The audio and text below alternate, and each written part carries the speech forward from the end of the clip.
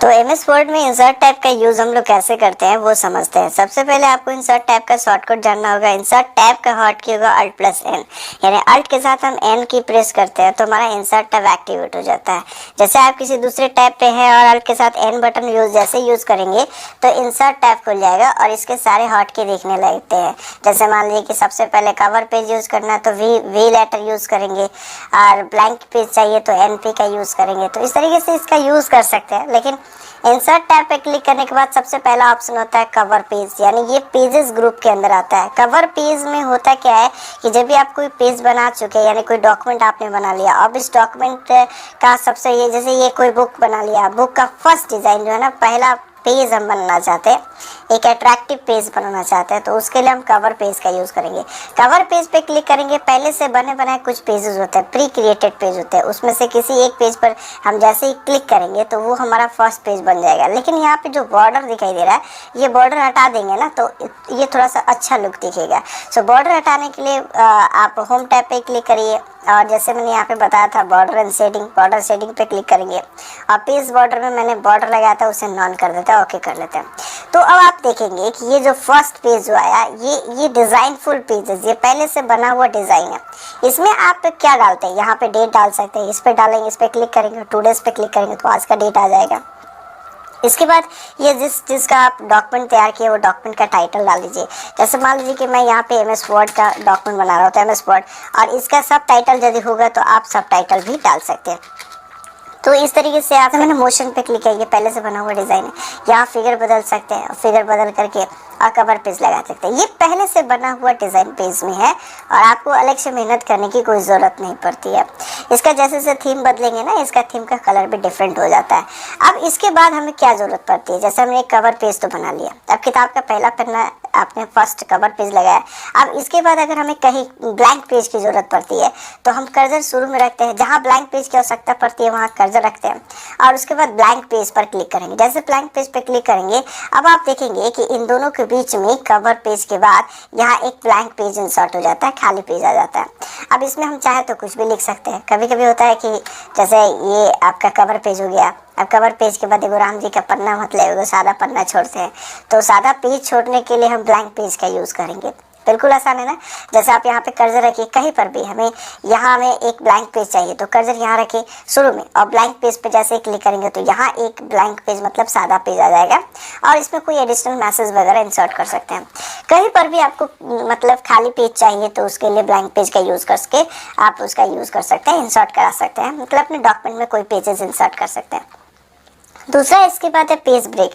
Break means होता है तोड़ना। अब पेज को तोड़ना चाहते हैं दो भागों में तो उसके लिए पेज ब्रेक का यूज करेंगे, जिसका शॉर्टकट होता है कंट्रोल+इंटर। कंट्रोल के साथ इंटर के प्रेस करके पेज को ब्रेक कर सकते हैं। अब जैसे इसी पेज को हम ले लेते हैं, अब ये पेज आपने यहाँ पे तो क्वेश्चन लिखा, अब इसके बाद यहाँ पे बायोडाटा आपने शुरू किया तो ये बायोडाटा आपको दूसरे पेज में चाहिए। इसके बाद हमें पेज को तोड़ देना है, ये नहीं, इसके नीचे वाला एलिमेंट जो है ना खाली होना चाहिए। तो कर्सर को हम यहाँ पे शुरू में रखते हैं और पेज ब्रेक बटन पे क्लिक करते हैं। जैसे पेज ब्रेक कमांड पे क्लिक करेंगे तो ये पेज ब्रेक हो जाता है, यानी वहां से टूट जाता है और वो दो भागों में बढ़ जाता है। यहाँ से जो पेजेस था वो ब्लैंक हो गया, यहाँ तक ये खाली हो गया। अब इसके बाद का कंटेंट जो था वो सब दूसरे पेज में चला जाता है, नीचे की तरफ चला जाएगा, मूव कर जाता है। तो इस तरीके से हम पेज ब्रेक का यूज कर सकते हैं, कहीं कर सकते हैं। बात करते हैं अब टेबल ग्रुप का। टेबल ग्रुप में आपको सिंपल सा लॉजिक है, टेबल इंसर्ट करना है। जैसे मान लीजिए कि हमने यहाँ पे कर्सर रख दिया, अब मुझे यहाँ पे टेबल इंसर्ट करना है तो टेबल के ड्रॉप डाउन पे क्लिक करेंगे। टेबल के ड्रॉप डाउन पे क्लिक करने के बाद इसमें आपको जैसे ये सेल, ये एक टेबल में एक सेल आपने इंसर्ट किया, ये हो गया 2 कॉलम हो गया, यानी 2 सेल हो गया। ऐसे कॉलम और ऐसे रो भी ले सकते हैं और सिंपल सा लॉजिक है, इस तरीके से आप डायरेक्ट ड्रॉ करके इंसर्ट कर सकते हैं।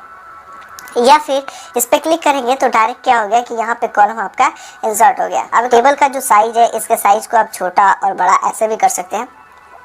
इसकी लंबाई चौड़ाई जो है ना बढ़ा सकते हैं और घटा भी सकते हैं। तो बिल्कुल सिंपल है। फिर अगर आप इस टेबल को डिलीट करना चाहते हैं तो टेबल पर जैसे आपने टेबल ड्रॉ किया, टेबल ड्रॉ करने के बाद आपको इसमें अलग अलग यहाँ पे टेबल टूल्स खुल जाते हैं। एक डिज़ाइन टैब होता है और इसके साथ एक लेआउट टैब आता है। लेआउट टैब में डिलीट ऑप्शन मिलता है, डिलीट कमांड। डिलीट पे क्लिक करने के बाद डिलीट टेबल पर जैसे क्लिक करेंगे फिर हमारा जो टेबल था वो डिलीट हो जाता है। सो सिंपल सा मेथड होता है कि आप यहाँ इंसर्ट टेबल का यूज़ करें। इंसर्ट टेबल पर जैसे ही क्लिक करते हैं तो एक डायलॉग बॉक्स ओपन होता है और यहाँ आपसे टेबल का जो है साइज में नंबर ऑफ कॉलम और number of row. Number of column मतलब होता है कि group of cell vertical line में जो होता है उसे कॉलम कहते हैं, और रो जो होता है group of cell horizontal line, जो हॉरिजॉन्टल लाइन में जो होता है सेलों का समूह, उसे रो कहते हैं। तो बेसिकली अगर मुझे 5 कॉलम चाहिए और रो की संख्या मान लीजिए कि मुझे 6 चाहिए, तो यहाँ पे 6 रो एंड 5 कॉलम कर दिए और ओके बटन पे जैसे ही क्लिक करेंगे तो यहाँ आपको 5 कॉलम मतलब नंबर ये वाला जो आपको ये जो आपको दिख रहा है इसे हम क्या कहेंगे, ये हमारा हो जाता है कॉलम। और इस तरीके से कॉलम की संख्या जो है ना 5 कॉलम है, और रो जो है आप ऐसे रो डाल सकते हैं। तो ये एक मेथड होता है टेबल को इंसर्ट करने का। इसमें जैसे मान लीजिए कि हमें यहाँ पे रोल नंबर डालना है, कुछ इंसर्ट करना है, कोई डेटा इंसर्ट करना है, तो आप डेटा इंसर्ट कर सकते हैं, या फिर इधर डाल लेते हैं नेम, उसके बाद यहाँ पे सब्जेक्ट 1 डाल देते हैं, उसके बाद आप यहाँ पे सब्जेक्ट 2 डाल देते हैं, और कोई सब्जेक्ट 3 हो तो सब्जेक्ट 3 डाल सकते हैं, और यहाँ पे टोटल इंसर्ट करना है तो टोटल इंसर्ट कर सकते हैं। इसमें आप रिकॉर्ड भरना चाहते तो रिकॉर्ड भर सकते हैं, रिकॉर्ड भर सकते हैं। एग्जाम्पल्स मैंने यहाँ पे राकेश और यहाँ पे डाल दिए राजेश, आफ्टर रमीत, और इसके बाद यहाँ पे अनिल। आफ्टर दैट यहाँ पे सब्जेक्ट 1 में उसे कितना मार्क्स मिलता है वो यहाँ पे टाइप कर लेते हैं, और इसी तरीके से आप यहाँ पे भी उसका मार्क्स जो है ना, एक सेल से दूसरे सेल में जाने के लिए हम टैब की का यूज़ कर रहे हैं। जैसे इस सेल से दूसरे सेल में जाने के लिए हम टैब की का यूज़ करेंगे, तो इस तरीके से हम दूसरे टैब में जा सकते हैं।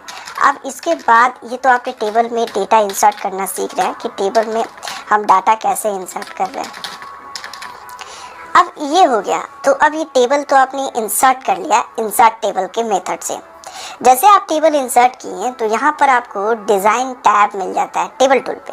अगर हम बाहर क्लिक करते हैं तो अब ये डिज़ाइन टैब नहीं दिख रहा है, लेकिन जैसे आप टेबल पर क्लिक करेंगे तो फिर आपको डिज़ाइन टैब यहाँ एक्टिवेट हो जाएगा। कभी कभी होता है कि कहीं दूसरे टेबल पर क्लिक रहता है तो ये दिखाई नहीं देता है, मतलब उस पर वापस क्लिक करने के बाद जो है ना आप उसका यूज़ कर सकते हैं। तो डिज़ाइन टैब में पहले डिज़ाइन टैब को समझते हैं। टेबल आपने इंसर्ट कर लिया, अब टेबल का डिज़ाइन करना चाहते हैं, तो डिज़ाइन करने के लिए आपको डिज़ाइन टैब की यूज़ करना पड़ेगा। और डिज़ाइन टैब्स में आपको होता है क्या, जैसे हेडर रो पे header row, first column, total row, banded row, ये सारी चीज़ें जो डिस्प्ले कर रहा है, इसका काम क्या है, टेबल का स्टाइल ऑप्शन है। टेबल स्टाइल पहले करेंगे तब ये स्टाइल ऑप्शन समझ में आएगा।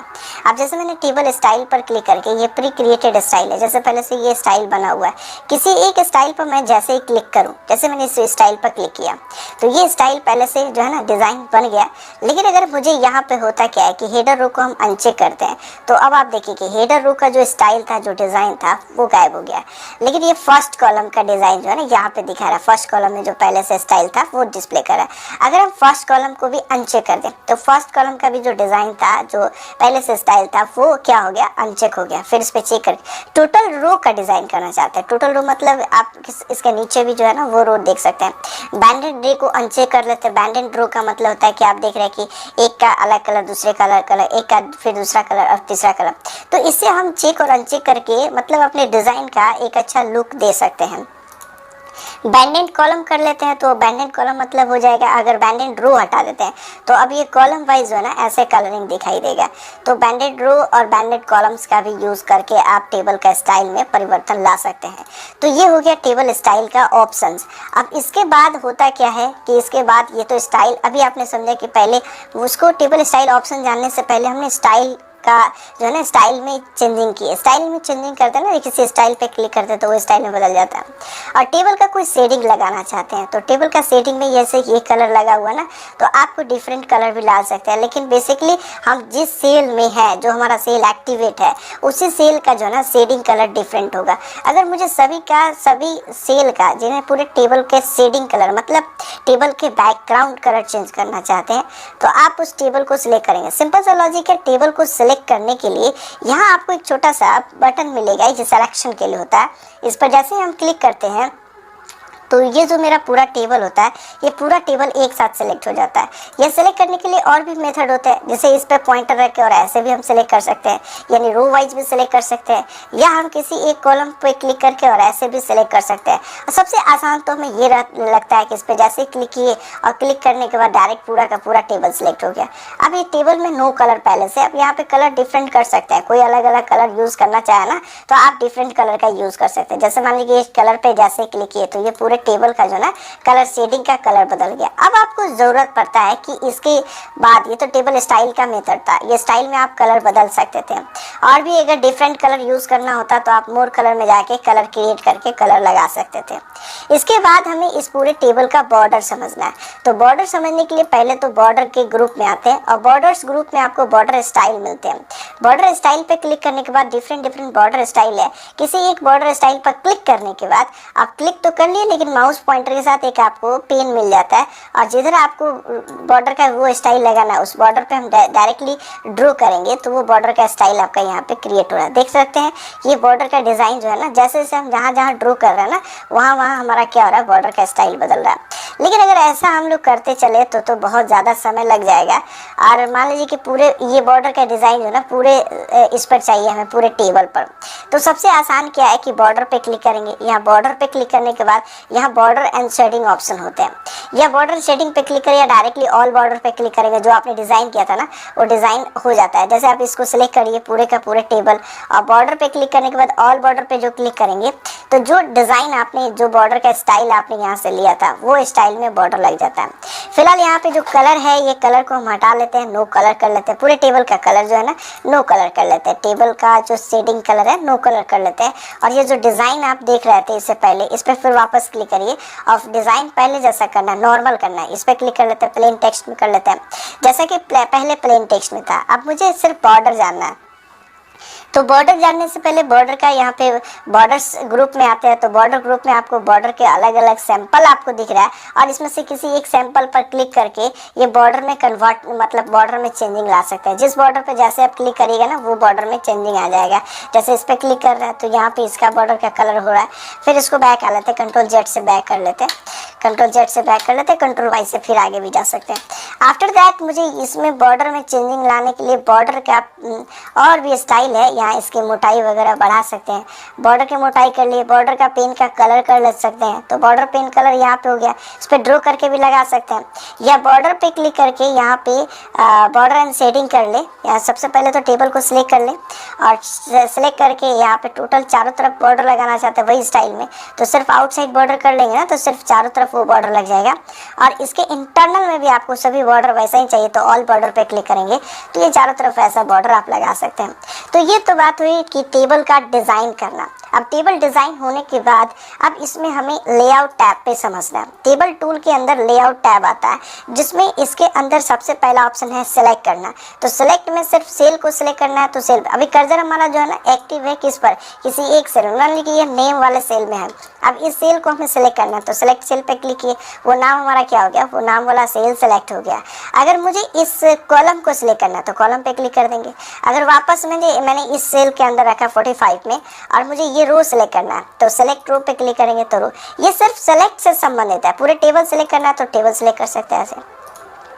अब यही चीज़ इसके बाद होता है ग्रिड लाइन शो करना और नहीं शो करना है। इस पर क्लिक करने के बाद व्यू ग्रिड लाइन, तो ये व्यू ग्रिड लाइन करने से कोई मतलब नहीं है क्योंकि मैंने इन सभी पे अभी क्या कर दिए, इस पर बॉर्डर लगा दिए। तो बॉर्डर हटा देते हैं। बॉर्डर हटाने के लिए करना क्या होगा, सिंपल सा लॉजिक है कि आप प्लेन टेक्स्ट पे क्लिक करिए, बॉर्डर का जो डिज़ाइन आपने किया था वो नॉर्मल कर लीजिए। सो नॉर्मल बटन पे क्लिक करने के बाद अब आप देखेंगे कि यहाँ इसमें आपको ग्रिड लाइन हटाना है और शो करना। तो आप टेबल पे क्लिक करेंगे, ग्रिड लाइन को अनचेक करेंगे तो ये ग्रिड लाइन तो अभी टेबल का बॉर्डर ही दिखा रहा है। क्योंकि यहाँ पे ग्रिड लाइन का मतलब होता है लाइनिंग, और अगर बॉर्डर अगर हम हटा दिए रहते हैं यहाँ पे बॉर्डर में जाते हैं और बॉर्डर में सिर्फ और सिर्फ नो बॉर्डर कर लेते हैं, मीन्स कोई बॉर्डर नहीं लगाते हैं। तो नहीं बॉर्डर लगाने पर क्या हो रहा है कि बिल्कुल एकदम प्लेन दिखाई दे रहा है, सीधा मतलब आपको कोई बॉर्डर लेस आपका टेबल दिखाई दे रहा है। अब ये बॉर्डर लेस रहे लेकिन हल्की ग्रिड लाइन शो करे तो उसके लिए लेआउट टैब पे क्लिक करके ग्रिड लाइन पर जैसे ही क्लिक करेंगे तो अब आप देखेंगे कि ये लाइनिंग हल्की लाइनिंग दिखाई दे रहा है। लेकिन जब आप इसको प्रिंट करेंगे ना तो ये ग्रिड लाइन प्रिंट नहीं होगा। कंट्रोल F2 करके आप प्रिंट प्रीव्यू में देख सकते हैं। कंट्रोल F2 किए तो यहाँ पे आपको कोई लाइनिंग डिस्प्ले नहीं करेगा और ना ही वो प्रिंट होगा क्योंकि वो यहाँ पर सिर्फ देखने के लिए उसका यूज़ किया जा रहा है। फिर आप इस टेबल पे क्लिक करें, ग्रिड लाइन हटाना चाहे तो आप इसको हटा सकते हैं, लेकिन ये तभी आपको दिखाई देगा जब इसमें कोई बॉर्डर नहीं हो।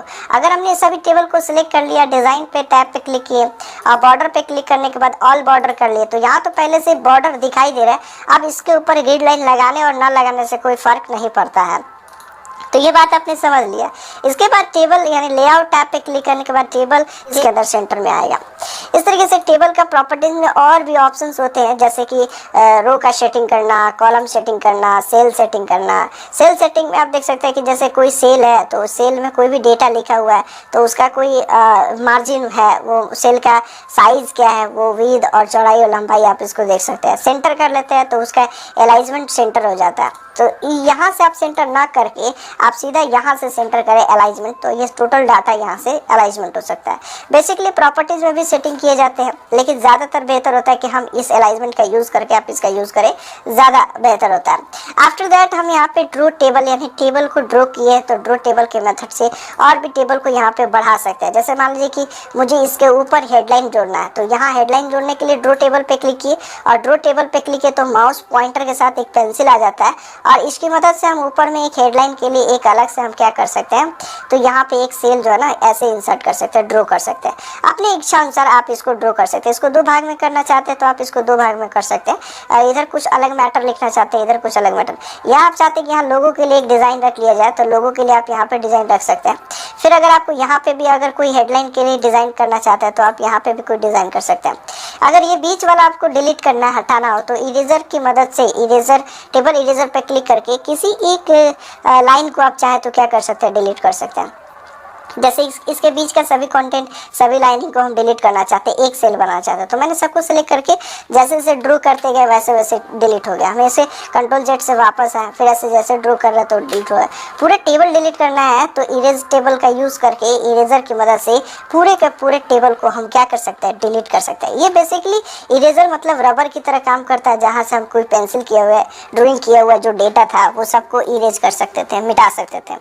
जस्ट इसके बगल में आपको यहाँ पे रो एंड कॉलम ग्रुप के अंदर डिलीट ऑप्शन मिलेगा। डिलीट में सेल डिलीट कर सकते हैं। सेल डिलीट पे क्लिक करने के बाद ये जो सेल था वो डिलीट हो गया और ये सिर्फ सेल लेफ्ट की तरफ मूव कर गया। तो सेल डिलीट कर सकते हैं, कॉलम डिलीट कर सकते हैं, रो डिलीट कर सकते हैं, टेबल डिलीट कर सकते हैं। कॉलम डिलीट करने का मतलब हो गया कि वो कॉलम जो था वो डिलीट हो गया। रो डिलीट करने का मतलब होता है कि ये जो रो है वो रो डिलीट हो जाएगा। और टेबल डिलीट का मतलब होता है टेबल को ही डिलीट कर लेना है। लेकिन फिर वापस हम उसे बैक कर लेते हैं क्योंकि उस पर कुछ और भी काम हमें करना है। अब इसके बाद मुझे ऊपर वाला जो हमने ड्रॉ किया था ना टेबल, इसे हम मिटाते हैं। तो मिटाने के लिए वही काम करना होगा, लेआउट टैब पे क्लिक करेंगे और इरेजर पे क्लिक करके और इस तरीके से हम इसके ऊपर वाले जो ड्रॉ किए थे, जितना ड्रॉ किए थे, इसके नीचे नहीं बढ़ेंगे, हम इसके ऊपर ही रहेंगे और इसके ऊपर वाले को क्या कर दिए, डिलीट कर दिए। आफ्टर दैट मुझे इसके ऊपर एक रो इंसर्ट करना है, इसके ऊपर या इसके नीचे मुझे रो इंसर्ट करना है। तो पहले नंबर तो ये इरेजर जो इरेजर एक्टिवेटेड है इसको अनचेक करके इसके हटा देते हैं। ये चेक करता है तो इरेजर एक्टिवेट हो जाता है और फिर इस पर जैसे ही वापस क्लिक करेंगे तो फिर ये रिमूव भी हो जाता है। इसके बाद होता है इंसर्ट अबव, यानी कि यहाँ पर अगर आपका ये एक रो सिलेक्ट है, इसके जस्ट ऊपर आपको एक रो इंसर्ट करना है तो हम इंसर्ट अबव का यूज़ करेंगे। अगर इसके नीचे रो इंसर्ट करना है तो इंसर्ट बिलो का यूज़ करेंगे। इंसर्ट लेफ्ट, इसके लेफ्ट में भी ये टोटल रो इंसर्ट हो जाए तो लेफ्ट और राइट में भी कर सकते हैं। तो इंसर्ट अबव पे क्लिक करने के बाद क्या देखते हैं कि इसके ऊपर एक रो यहाँ पर इंसर्ट हो जाता है। तो इन सबको सिलेक्ट करके चाहे तो इसमें एक में मर्ज कर सकते हैं। सबको सभी सेल को, यानी एक सेल, दूसरा सेल, फिर तीसरा सेल, चौथा सेल, पांचवा सेल, सभी सेल सिलेक्ट करके हम मर्ज एंड सेंटर कर देंगे। तो अब ये एक सेल में कन्वर्ट हो गया। अब इसमें कोई डेटा वगैरह लिखना चाहते हैं, जैसे यहाँ पे लिख सकते हैं, स्कूल का कोई नाम डाल सकते हैं या मार्क्स स्टेटमेंट डाल सकते हैं, मार्क स्टेटमेंट। तो ऐसे आप डेटा पे फिलअप कर सकते हैं, कोई मुश्किल नहीं होता है। और ये तो रहा इंसर्ट। इंसर्ट मतलब सिर्फ और सिर्फ यही नहीं, आप इसमें कॉलम भी इंसर्ट कर सकते थे। जैसे इसमें इसके जस्ट बगल में मुझे इंसर्ट कॉलम की ज़रूरत पड़ रही है तो इंसर्ट राइट का यूज़ करेंगे। जैसे इस पर क्लिक करेंगे तो राइट साइड में आप देखेंगे कि उतने कॉलम यहाँ पे इंसर्ट हो गया। अगर हम इंसर्ट बिलो करते हैं तो इसके नीचे वो उतने रो जो है ना इंसर्ट हो जाता है। तो इस तरीके से फिर उसे डिलीट करना है। इसके ये वाला सेल जो है ना इसको डिलीट करना चाहते हैं तो इसे आप सिलेक्ट कर लीजिए, सिंपल सा लॉजिक है। या इरेजर का भी यूज़ कर सकते थे, डिलीट पे गए और डिलीट कॉलम का यूज़ करेंगे, कॉलम डिलीट हो गया। अब इसकी जो साइज जो है बढ़ा सकते हैं और घटा सकते हैं। ऑटो फिट भी कर सकते हैं, इसमें ऑप्शन होता है ऑटो फिट करने के लिए। ऑटो फिट पे क्लिक करें, auto fit the content, auto fit window. Auto fit window करने में विंडो का जो स्क्रीन है उसमें पे ये क्या हो जाता है, फिट हो जाता है। आफ्टर दैट ये तो आपने समझ लिया मार्जिन सेल का यूज कैसे करते हैं। दूसरे एलिमेंट में होता क्या है, जैसे मान लीजिए कि इसमें एक और रो नीचे इंसर्ट कर लेते हैं, इंसर्ट डाउन कर लेते हैं, इंसर्ट बिलो करने के बाद नीचे आपने रो इंसर्ट किया। फॉर एग्जांपल कभी कभी हम कोई फॉर्म वगैरह भरते हैं ना, तो डेट ऑफ बर्थ लिखते हैं। यहाँ पे एक एग्जाम्पल हम यहाँ पे दिखा रहे हैं, डेट ऑफ बर्थ, और मुझे डेट ऑफ बर्थ में यहाँ पे DDMMYY, एक ही सेल को हम 3 कॉलम में बांटना चाहते हैं। तो एक ही सेल को 3 कॉलम में डिवाइड करने के लिए हम यहाँ पे स्प्लिट सेल का यूज करेंगे। स्प्लिट सेल पर जैसे ही क्लिक करेंगे तो यहाँ आपसे पूछता है कि नंबर ऑफ कॉलम, यानी उस सेल में कितने कॉलम लगाना चाहते हैं। तो 3 कॉलम, अगर उसमें कोई रो भी इंसर्ट करना हो तो नंबर ऑफ रो यहाँ पे डिफाइन कर सकते हैं। तो मैंने 3 कॉलम और एक सिंगल रो रखा, और ओके बटन पे क्लिक करेंगे तो अब आप यहाँ पे इसमें लिख सकते हैं कि इसमें हमें क्या भरना है, तो DD भरना है, इसमें क्या भरना है, MM भरना है, और इसमें क्या क्या भरना है, तो YY भरना है। तो इस तरीके से इसमें डेट, मंथ और ईयर वगैरह, यानी किसी एक सेल को कई सेलों में, कई रो में, कई कॉलम में डिवाइड करने के लिए स्प्लिट सेल का प्रयोग करते हैं। और अगर सबको एक में मिलाना हो तो आप इसको सिलेक्ट कर लेते हैं, मर्ज सेंटर कर लेते हैं। मर्ज सेंटर करने का मतलब क्या हुआ कि वो एक सेल में मिक्स हो गया।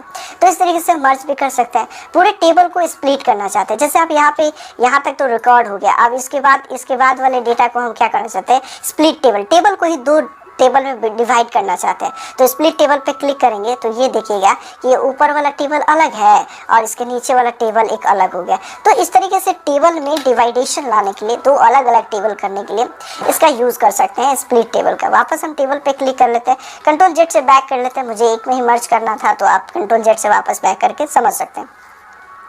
आफ्टर दैट यहाँ पे ऑटो फिट कंटेंट, अगर ये टेबल है और टेबल का कंटेंट देखिएगा, कंटेंट में किसी में कंटेंट कम है, किसी में ज़्यादा है, तो उसके अकॉर्डिंग क्या हो, ऑटोमेटिक फिट हो जाए। तो उसके लिए ऑटो फिट के ड्रॉप डाउन पे क्लिक करेंगे, ऑटो फिट कंटेंट्स पे क्लिक करेंगे।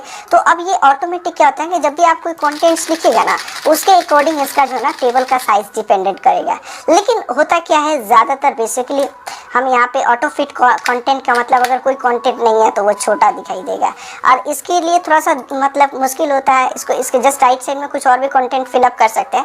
ऑटो फिट विंडो कर देंगे तो ये विंडो के अकॉर्डिंग उसका फिटिंग हो जाएगा। इसमें और भी ऑप्शन होता है, जैसे फिक्स्ड कॉलम विथ, कॉलम का जो चौड़ाई है उसे फिक्स कर देना। सेल का हाइट और सेल का विड्थ बढ़ाना और घटाना, सेल का हाइट वगैरह बनाना चाहते हैं तो सेल का हाइट यहाँ से बढ़ा सकते हैं, और सेल की जो विड्थ है मतलब उसकी चौड़ाई यदि हम बढ़ाना घटाना चाहते हैं तो चौड़ाई को भी यहाँ से बढ़ा और घटा सकते हैं। तो ये होता है सेल साइज डिफाइन करना। सेल साइज में और भी ऑप्शंस होते हैं, जैसे आप इसको जरा सा, इसको फिर से हम यहाँ पे ऑटो फिट कर लेते हैं। सिंपल सा लॉजिक, ऑटो फिट विंडो कर लेंगे। तो ये तो सेल का साइज आपने पहले से बनाया, यहाँ से भी आप सेल का साइज जो है ना इस पर क्लिक करके और इस तरीके से सेल का साइज जो है ना बढ़ा सकते हैं और घटा भी सकते हैं।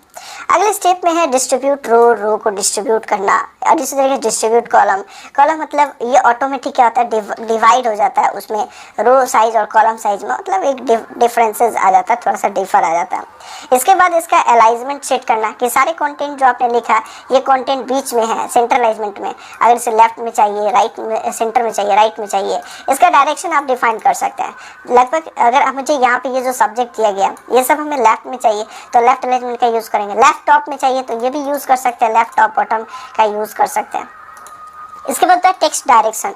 अभी टेक्स्ट डायरेक्शन जो है ना, जैसे मार्क्स स्टेटमेंट का डायरेक्शन हम पलटना चाहते हैं या टेक्स्ट डायरेक्शन पे क्लिक करेंगे तो ये देखिएगा ऐसे हो गया, यानी 90 डिग्री क्लॉकवाइज में ये मूव कर जाता है। तो फिर टेक्स्ट डायरेक्शन करेंगे तो ये हो गया एंटी क्लॉकवाइज में मूव करना। फिर वापस 3 डायरेक्शन में आप इसको डेटा को क्या कर सकते हैं, स्क्रीन पर देखने के लिए इसका यूज़ कर सकते हैं। सेल का मार्जिन डिफाइन करना। अब आप जरा यहाँ पे गौर करें, सेल का मार्जिन मतलब यदि नाम जो लिखा हुआ है तो नाम में आप क्या देख रहे हैं कि नाम के जस्ट ऊपर में थोड़ा सा मार्जिन है और इसके नीचे भी मार्जिन है। तो सेल का टॉप मार्जिन और बॉटम मार्जिन हमें डिफाइन करना है, तो उसके लिए सेल मार्जिन पे क्लिक करेंगे। सेल मार्जिन पे क्लिक करेंगे तो बेसिकली यहाँ पे 0 है, अगर हम यहाँ पे 0.2 कर देते हैं और ओके कर लेते हैं तो आप देखेंगे प्रत्येक सेल में, टेबल के अंदर प्रत्येक सेल में ये ऊपर का जो है ना मार्जिन हो गया, इतना मार्जिन हो गया। अगर मुझे बॉटम मार्जिन डिफाइन करना हो ना तो फिर सेल मार्जिन पे क्लिक करेंगे और बॉटम मार्जिन हम यहाँ पे चाहें तो जो मार्जिन रखना चाहते हैं 0.2 वो मार्जिन यहाँ पे डिफाइन कर सकते हैं। तो इस तरीके से सेल का अगर मार्जिन घटाना बढ़ाना हो ना तो आप सेल मार्जिन का यूज करके कर सकते हैं। सिंपल सा लॉजिक है, इसे आप 0 कर लीजिए। तो 0 करने का मतलब क्या होगा, लेफ्ट में भी 0, राइट में भी 0, टोटल चारों तरफ 0 करने से क्या होगा, ये टेबल का टच में आपका वो डेटा दिखाएगा। इसके बाद होता है सॉर्ट करना। सॉर्ट का मतलब होता है कि कोई सब्जेक्ट आपने यहाँ पे टाइप किया है, अब ये वाला टेबल में ये वाला जो रो है मेरे पास एक्स्ट्रा है, इस रो को डिलीट करने के लिए इसको सिलेक्ट किए और यहाँ पे डिलीट पे क्लिक करके डिलीट रो पर क्लिक कर लेते हैं।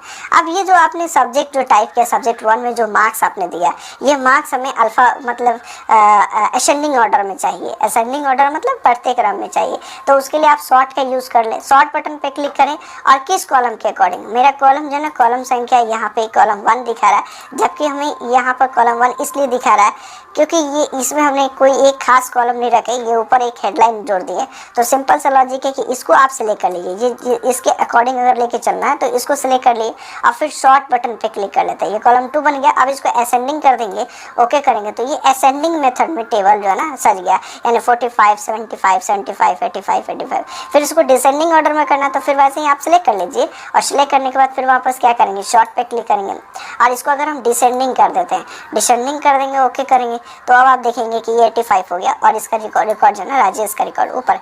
यानी रिकॉर्ड को आरोही अवरोही क्रम में सजाने के लिए हम सॉर्ट का यूज़ करते हैं। आफ्टर दैट इसमें अगर इस टेबल को टेक्स्ट में कन्वर्ट करना हो तो कन्वर्ट टू टेक्स्ट का यूज़ करेंगे। अगर फॉर्मूला लगाना हो, अब इसे फॉर्मूला लगा सकते हैं, जैसे एक्सेल में हम लोग फार्मूला यूज़ करते हैं जोड़ने के लिए, सम फार्मूला यूज़ करते हैं, वैसे भी यहाँ पे भी फार्मूला लगा सकते हैं। तो फार्मूला लगाने के लिए फार्मूला पर क्लिक करेंगे। जैसे फार्मूला पे क्लिक करेंगे तो यहाँ पे जो नंबर वैल्यू है सम इज इक्वल टू सम और लेफ्ट के डेटा को हमें ऐड करना है। ओके बटन पे जैसे क्लिक करेंगे तो आप देखेंगे कि यहाँ पे क्या होगा, जुड़ गया। फिर इस तरीके से फार्मूला पे क्लिक करके सम एबव दिखा रहा है तो सम एबव की जगह पर हम यहाँ पे क्या कर सकते हैं, लेफ्ट कर सकते हैं। यहाँ लिखेंगे ना लेफ्ट के डेटा को हमें क्या करना है, ऐड करना है। ओके बटन पे क्लिक करें। फिर इसके बाद वापस हम फार्मूला पे क्लिक करें और इसको भी हम क्या करें, एबव का जो डेटा जुड़ रहा है इसे हम यहाँ पे लेफ्ट का यूज़ कर सकते हैं और ओके बटन पे क्लिक करें। इस तरीके से फार्मूला का अप्लाई करके भी हम यहाँ पे क्या कर सकते हैं, यानी कैलकुलेशन का काम कर सकते हैं। या सिंपल सा आप इसको कैलकुलेट करके भी यहाँ पे डेटा को टाइप कर सकते थे। हम फार्मूला का यूज़ कर रहे हैं और इस तरीके से इसका यूज़ कर सकते हैं, कोई मुश्किल नहीं होता है। तो ये आपने समझ लिया कि टेबल का पूरा मेथड। अभी ये पूरा टेबल अगर हमें टेक्स्ट में चाहिए, पूरा टेबल टेक्स्ट के मेथड में, ये टेबल नहीं चाहिए मुझे, तो हम ये सबको सिलेक्ट करेंगे और कन्वर्ट टेक्स्ट टू टेबल पे क्लिक करेंगे। कन्वर्ट टेक्स्ट टू टेबल पर क्लिक करने पर ये पूरा पैराग्राफ मेथड में चाहिए, टैब्स में चाहिए, कॉमा में चाहिए, यानी जितना आपने ये रो कॉलम डाला है और रो कॉलम की जगह पर आपको क्या चाहिए, कॉमा चाहिए या फिर टैब चाहिए। तो मुझे कुछ नहीं चाहिए, डायरेक्ट पैराग्राफ चाहिए, तो पैराग्राफ पे क्लिक करके ओके बटन पे क्लिक करेंगे तो ये पैराग्राफ मतलब टोटल डाटा जो है वो एक इंटरप्रेस करते हैं, पैराग्राफ होते हुए सभी डाटा आ गया। लेकिन फिर वापस हम कंट्रोल जेड से बैक कर लेते हैं। अगर इसके जगह पे हम यहाँ पे लेआउट टैब पे क्लिक करके कन्वर्ट टेक्स्ट करके और इसके जगह पे हम कॉमा दिए होते हैं, कॉमा और ओके बटन पे क्लिक करते हैं तो ये टोटल डाटा जो है ना कॉमा के रूप में आपका आ गया है, यहाँ कॉमा के रूप में डिस्प्ले कर रहा है। अब इन सभी को सिलेक्ट करके फिर वापस मुझे टेबल में कन्वर्ट करना हो ना, तो इस सबको सिलेक्ट कर लीजिए और उसके बाद इंसर्ट टैब पे क्लिक करेंगे। इंसर्ट टैब में टेबल के ड्रॉप डाउन में जाएंगे और convert text to table, convert text to table पर जैसे क्लिक करेंगे तो ये टेक्स्ट जो है टेबल में कन्वर्ट होगा। तो ये पैराग्राफ कर रहा है, हमें क्या किसको रो कॉलम में बदलना है, तो कॉमा को, तो आप यहाँ पे कॉमा पर चेक लगा देंगे और ओके बटन पे क्लिक करेंगे तो ये जो डाटा है वो आप देखेंगे कि ये फिर से हमारा टेबल मेथड में कन्वर्ट हो जाता है। तो ये आपने समझ लिया कि किसी भी टेक्स्ट को टेबल में कैसे कन्वर्ट करते हैं और कोई टेबल को टेक्स्ट में कैसे कन्वर्ट करते हैं। फिर इसको सेलेक्ट करके मर्ज इन सेंटर कर लीजिए, लेआउट टैब पे क्लिक करिए, मर्ज सेंटर पे मर्ज सेल पर क्लिक करके आप इसको मर्ज कर सकते हैं, बीच सेंटर में रख लीजिए तो ये आपका डेटा अच्छा दिखाई देगा। तो इंसर्ट टेबल में आपने टेबल समझ लिया, ड्रॉ करना और टेबल को इंसर्ट करना। इसमें एक्सेल स्प्रेडशीट भी इंसर्ट कर सकते हैं, कोई क्विक टेबल का यूज़ डायरेक्टली भी कर सकते हैं। डायरेक्टली कोई टेबल हम यहाँ पे बने बनाए टेबल को इंसर्ट कर सकते हैं। अब सपोज दैट मान लीजिए कि मेरे पास यहाँ पे कोई डेटा है, अब हम यहाँ पे डेटा इंसर्ट कर लिए। अब यहाँ पे डायरेक्टली क्या करते हैं कि क्विक टेबल की मदद से कोई बने बनाए टेबल को जैसे इस पे क्लिक करेंगे तो ये ऑलरेडी बना हुआ डिज़ाइन टेबल आप डायरेक्ट इंसर्ट कर सकते हैं, या इस टाइप का टेबल आप खुद भी बना सकते हैं, कोई मुश्किल नहीं है यदि आपने टेबल का टोटल लॉजिक समझ लिया है। तो इंसर्ट टैब में अगले स्टेप में आपको क्या जानना है, पिक्चर्स वगैरह इंसर्ट करना, यानी फोटो इंसर्ट करना। तो हम यहाँ पिक्चर इंसर्ट करने के लिए कोई पेजेस ले लेते हैं या कंट्रोल एस ऑल सेलेक्ट कर लेते हैं, या इसी में हमें करना क्या है, जैसे कोई पेजेस ले लेते हैं, कंट्रोल होम ऊपर जाते हैं और मुझे दूसरे पेजेस में यहाँ पर मुझे एक नया पेज इंसर्ट करना है। तो आप नया पेज ब्लैंक पेज इंसर्ट करने के लिए क्या कर रहे थे, ब्लैंक पेज पे क्लिक किए, यहाँ हमारे पास ब्लैंक पेज आ जाता है और इस ब्लैंक पेज में मुझे यहाँ पर कोई पिक्चर इंसर्ट करना है। तो पिक्चर इंसर्ट करने के लिए इंसर्ट टैब पर पिक्चर पे क्लिक करेंगे तो फ्रॉम फाइल अपने फाइल से किसी पिक्चर को इंसर्ट करा सकते हैं। मेरे पास कुछ ऑलरेडी पिक्चर पड़े हुए, जैसे मैंने यहाँ पे पिक्चर में इमेजेस सपोज दैट मान लीजिए कि मैंने इस पिक्चर को सिलेक्ट किया और इंसर्ट बटन पे क्लिक किया, तो अब ये पिक्चर यहाँ पे इंसर्ट हो गया। अब जैसे पिक्चर इंसर्ट हो गया तो इस पिक्चर का साइजिंग जो है ना, यहाँ पे इस नोड को पकड़ के इसका साइज को क्या कर सकते हैं, कम और ज़्यादा कर सकते हैं। तो ये होता है पिक्चर का जो साइज बढ़ाना और घटाना। इसमें यहाँ पे एक छोटा सा ये एरो का बटन घुमा हुआ मिलेगा, इसकी मदद से हम इस पिक्चर को जो है ना ऐसे घुमा सकते हैं, रोटेट कर सकते हैं। तो पिक्चर रोटेट भी किया जा सकता है, पिक्चर को सिंपल सा लॉजिक रोटेट कर सकते हैं। तो ये रोटेट करना और या फिर उसको सीधा वापस कर लेना। आफ्टर दैट इसका साइज जो है आप यहाँ पे साइज छोटा बड़ा कर रहे हैं। तो पिक्चर तो आपने यहाँ पे इंसर्ट तो कर लिया, अब पिक्चर का कुछ सेटिंग कर लेते हैं। पिक्चर जैसे इंसर्ट किए, यहाँ पर पिक्चर टूल यानी फॉर्मेट टैब खुल गया। अब फॉर्मेट टैब का यूज़ करते हैं, पिक्चर टूल खुला, फॉर्मेट टैब खुला, जैसे हम बाहर क्लिक करेंगे तो फिर ये फॉर्मेट टैब गायब हो जाएगा। जैसे फिर वापस पिक्चर पे क्लिक करेंगे तो फिर यहाँ पे एक फॉर्मेट टैब, पिक्चर टूल का फॉर्मेट टैब खुल जाता है। फॉर्मेट टैब पे क्लिक करने के बाद यहाँ पे इसका जो है बैकग्राउंड, यहाँ पे देखिए यहाँ रिमूव बैकग्राउंड कह रहा है। रिमूव बैकग्राउंड पे क्लिक करने पे क्या होता है, तो यहाँ देखिए ये इसका जो बैकग्राउंड जो था वो क्या हो रहा है, रिमूव हो रहा है और इसके जगह पे कोई दूसरा बैकग्राउंड यूज़ हो रहा है। तो इस तरीके से आप डिफरेंट जो है ना डिज़ाइन लगा सकते हैं, कोई मुश्किल नहीं है। और ओके बटन पे क्लिक कर लेते हैं। ये देखिए इसका जो बैकग्राउंड था ना, हम डायरेक्ट इसको बैकग्राउंड को रिमूव कर लिए, हटा सकते हैं। कोई दूसरा पिक्चर एक बार और ले लेते हैं, इंसर्ट टैब पे क्लिक कर लेते हैं और पिक्चर्स पे क्लिक कर लेते हैं और ये एक पिक्चर ले ले, ये पिक्चर ले लेते हैं और इंसर्ट कर लेते हैं। ओह ये जो पिक्चर है इसका भी हम बैकग्राउंड रिमूव करना चाहते हैं, तो साइज़ बेसिकली इसे हम छोटा कर लेते हैं और छोटा करने के बाद इसका बैकग्राउंड रिमूव करने के लिए फिर रिमूव बैकग्राउंड पर क्लिक करेंगे। ये हम एडजस्ट ग्रुप में काम कर रहे हैं। हो सकता है कि कुछ पिक्चर का बैकग्राउंड रिमूव ना हो, वो रीड नहीं कर पाए उसका बैकग्राउंड, तो उसे ये नहीं है। ये ऑटोमेटिक क्या होता है, अनवांटेड यानी पिक्चर का जो अनवांटेड एरिया है उस अनवांटेड एरिया को रिमूव करने का काम करेगा। ये आप देख रहे हैं ना ब्लू, ये एक पिंक टाइप का जो है, ये पिंक टाइप का जितना डेटा दिखाई दे रहा है वो सब क्या हो जाएगा, रिमूव हो जाएगा और सिर्फ ये वाला जो है ना ये आपका फिगर रह जाएगा। अब इसी को हम क्या करते हैं, किप चेंजिंग यानी चेंजिंग को किप कर लेते हैं, यानी ये चेंजिंग किपिंग हो गया। अब इस तरीके से बैकग्राउंड रिमूव कर सकते हैं आसानी से, यानी अपने MS वर्ड के अंदर। तो ये तो आपने फिर पिक्चर पे क्लिक करें, पिक्चर्स को फिर वापस हमें फॉर्मेट टैब पे क्लिक करना है। अब इसका पिक्चर का कलर और करेक्शन करना है, कुछ कलर करेक्शन भी कर सकते हैं। जैसे पिक्चर में कोई लाइटेंस लाना चाहता है, ब्राइटनेस, इस पर क्लिक करने के बाद क्या होता है कि पिक्चर्स का ब्राइटनेस बढ़ जाता है। यानी कुछ फोटो एडिटिंग का काम भी आप वर्ड में आसानी से कर सकते हैं। इसके अलावा जैसे पिक्चर्स का कलर वगैरह बदलना चाहते हैं, डिफरेंट कलर, यहाँ पे किसी एक कलर पर क्लिक करेंगे ना तो ये डिफरेंट कलर में बदल जाएगा। या पिक्चर्स का कलर बदलिए, कुछ डिफरेंट कलर करना चाहते हैं और भी उसमें कलर है, अगर ये कलर नहीं है तो इसमें आपको मोर वेरिएशन ऑफ कलर है, इसमें से किसी एक कलर पे क्लिक करके उस कलर में आप कन्वर्ट करा सकते हैं। इस पर कोई इफेक्ट भी लगाना चाहते हैं ना तो इफेक्ट भी लगा सकते हैं। हम Ctrl Z से बैक कर लेते हैं वापस, और वापस इस पर इफेक्ट कोई लगाना चाहते हैं, जैसे ये आर्टिस्टिक इफेक्ट है। अब ये पिक्चर के ऊपर कोई ऐसे ग्लास टाइप का इफेक्ट लगाना चाहते हैं, ये ब्लर टाइप का पिक्चर पे इफेक्ट लगाना है, तो ये आर्टिस्टिक कुछ इफेक्ट भी इसमें लगा सकते हैं। अगले स्टेप में वापस आप इसको पिक्चर को रीसेट करना चाहे ना तो रीसेट पर जैसे ही क्लिक करेंगे तो ये पिक्चर मेरा पहले जैसा था वैसा ये रीसेटिंग हो जाता है। आप पिक्चर अगर चेंज करना चाहे तो चेंज पिक्चर पे क्लिक करके और वर्क ऑफलाइन और कोई दूसरी इसके जगह पे कोई अनदर पिक्चर्स को आप डायरेक्टली इंसर्ट कर सकते हैं। तो ये पिक्चर इंसर्ट हो जाता है। कंप्रेस पिक्चर का मतलब हो गया कि साइज कंप्रेसिंग करने के लिए इसका यूज करते हैं। जैसे कंप्रेस पिक्चर पे क्लिक करने के बाद इसमें इसको इस मेथड में कंप्रेसिंग करना है कि हम इसे मेल कर सकें, स्क्रीन पर रख सकते हैं, प्रिंटिंग क्वालिटी 220 ppi फॉर्मेट में प्रिंटिंग हो, तो ये कंप्रेसिंग के लिए इसका यूज किया जाता है। पिक्चर की क्वालिटी में डिफरेंटेड आता है जब इसे आप सेंड करते हैं वगैरह उस समय। फिर वापस हम इसे रीसेट कर सकते हैं। तो ये तो आपने समझ लिया कि पिक्चर फिर वापस यहाँ पे चेंज पिक्चर कर लेते हैं। पिक्चर जरा सा कुछ जन मान लीजिए कि इसी पिक्चर को ले लेते हैं। अब इस पिक्चर का जो ना इसको अलग अलग हम पिक्चर का स्टाइल देना चाहते हैं, पिक्चर को कुछ अलग लुक देना चाहते हैं। तो अलग लुक देने के लिए आपको करना क्या होता है, पिक्चर स्टाइल में यहाँ पहले से कुछ स्टाइल ऑलरेडी है, यानी कि ड्रॉप डाउन पे क्लिक करेंगे ना तो ये पिक्चर्स का स्टाइल में कन्वर्ट हो जाएगा। ये देख सकते हैं ना, इसका पिक्चर का फ्रेम लग रहा है और फ्रेम में भी कैसा लग रहा है, कि ये फ्रेम में इसको नीचे की तरफ ग्लो किया हुआ ये फ्रेम दिख रहा है, तो ये पिक्चर का फ्रेम ऐसे बना सकते हैं। या इस पिक्चर में इसका बैकग्राउंड जरा रिमूव कर लेते हैं, रिमूव बैकग्राउंड पे क्लिक कर लेते हैं। अब जरा और ओके बटन पे क्लिक कर लेते हैं, जैसे यहाँ पे बैकग्राउंड का रिमूविंग करके और ओके बटन पे सेट, मैंने ओके बटन पे क्लिक नहीं किया और डायरेक्ट बाहर क्लिक करके भी वैसे भी कर सकते थे। जैसे हमने यहाँ पे इसको सिलेक्ट कर लेते हैं और इसको नीचे की तरफ कर लेते हैं और इसे ओके करना। देखिए ये क्या हो जाएगा, मेरा कट जाएगा।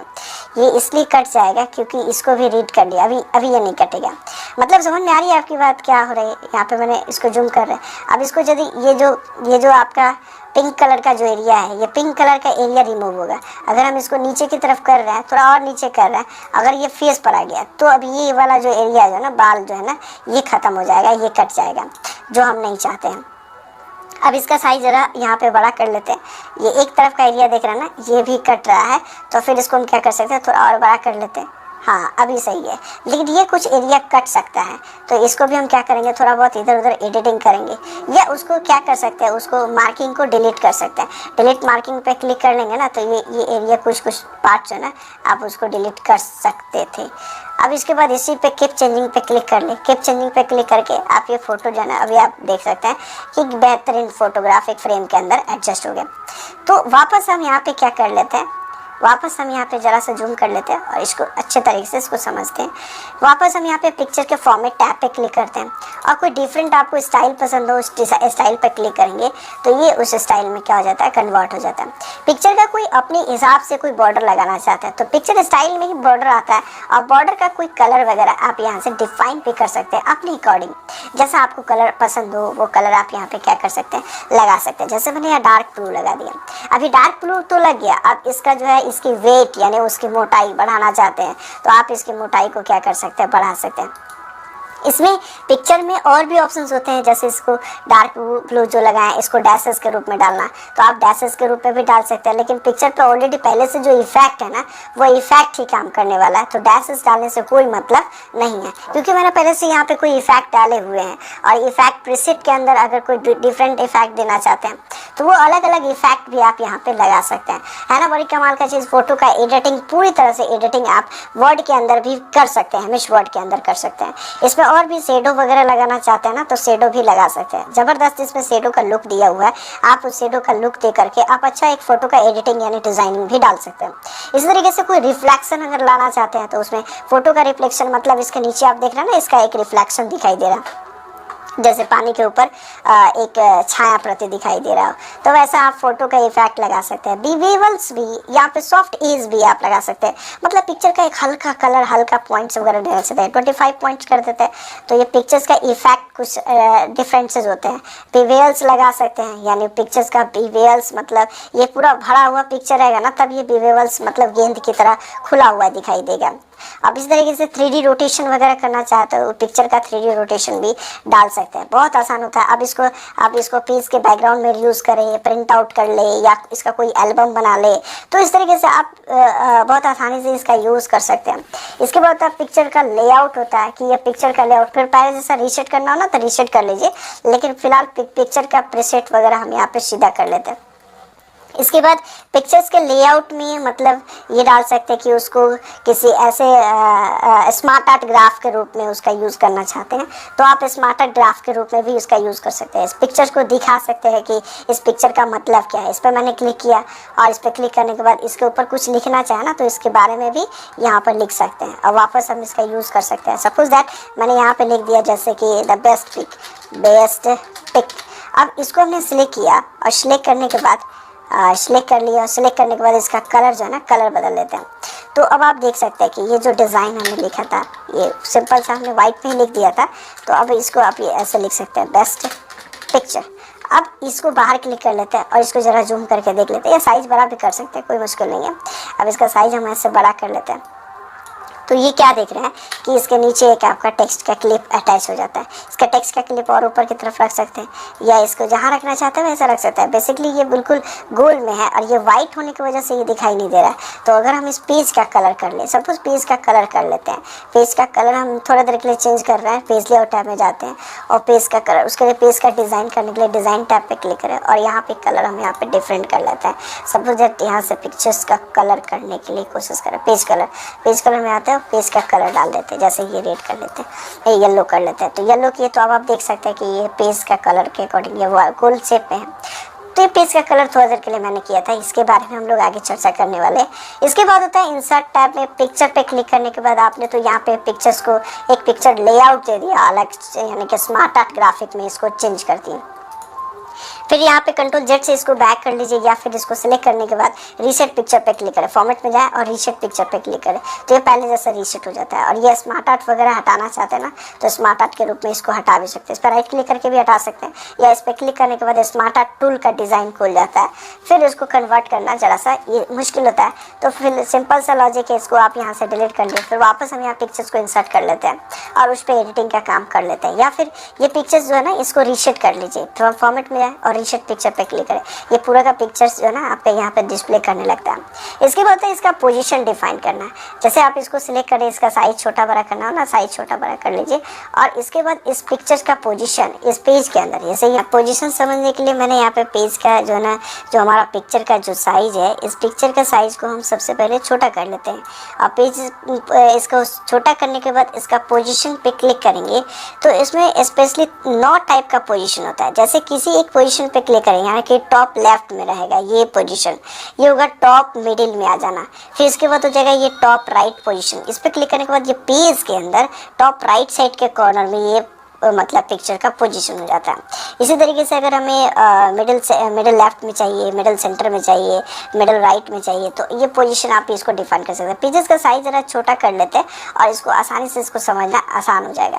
फिर आप यहाँ पे पोजीशन पे क्लिक कर लेते हैं, यहाँ पे हम नीचे कर लेते हैं bottom left, bottom middle, bottom right. तो इस तरीके से आप पेज का जो है ना एकदम बिल्कुल मिडिल रखना चाहते हैं तो मिडिल भी रख सकते हैं। अब इसका साइज यदि हम ऐसे छोटा ऐसे बड़ा कर रहे हैं ना, तो ये आप देख रहे हैं कि ये एक तरफ पड़ रहा है। लेकिन वही अगर हम इसको कंट्रोल के साथ बड़ा करें, कंट्रोल के साथ बड़ा या छोटा करेंगे, तो ये दोनों तरफ मतलब चारों तरफ पेज मतलब पिक्चर का साइज जो है ना वो बड़ा होगा, राइट। अब इसके बाद अगले स्टेप में आपको इसे पिक्चर टूल में यानी फॉर्मेट में रैप टेक्स्ट जानना है। रैप टेक्स्ट की जगह पे कहीं कहीं टेक्स्ट रैपिंग भी होता है। तो टेक्स्ट रैपिंग का मतलब होता है कि इसका यूज़ क्या होता है, ये जो पिक्चर आपने लिखा इसको इस तरीके से लपेटना चाहते हैं, मतलब मूव करना चाहते हैं। जैसे अगर कोई डेटा यहाँ पे इंसर्ट हो तो डेटा भी दिखाई दे, यानी कोई टेक्स्ट भी दिखाई दे और ये हमारा पिक्चर भी डिस्प्ले करे। तो वैसे केस में हम यहाँ पे कुछ टाइप कर लेते हैं, equal to RND bracket open bracket में इंटर। अब ये पिक्चर देखिए कि ये ऑलरेडी स्क्वायर में है, या डेटा स्क्वायर में है, तभी ये डाटा जो ना ऑटोमेटिक यहाँ पे फिट हो गया। अगर हम इसको फॉर्मेट पे क्लिक करके रैप टेक्स्ट पे क्लिक करें, ये स्क्वायर में इसको टाइट कर दें, तो टाइट भी वही काम करेगा, लगभग वही काम करता है स्क्वायर और टाइट। लेकिन यहाँ पे इसको थ्रो कर लेते हैं, तो थ्रो में भी वही काम हो रहा है। और इसको हम टॉप एंड बॉटम कर लेते हैं, तो टॉप मतलब लाइन की या तो ऊपर रहे या लाइन के नीचे रहे, तो उसके लिए टॉप एंड बॉटम का यूज़ करते हैं। और बिहाइंड टेक्स्ट का मतलब क्या हुआ कि वो टेक्स्ट से पीछे चला जाएगा। और फिर उसका अगर हम बाहर क्लिक कर लेते हैं, अभी मुझे ये कभी कभी सेलेक्ट नहीं होता है, तो वैसे केस में होम टैब पे क्लिक करके सिलेक्ट में जाता है, सिलेक्ट ऑब्जेक्ट पे क्लिक करके जैसे इस पे क्लिक करेंगे तो ये ऑब्जेक्ट हमारा डायरेक्टली सिलेक्ट हो जाता है।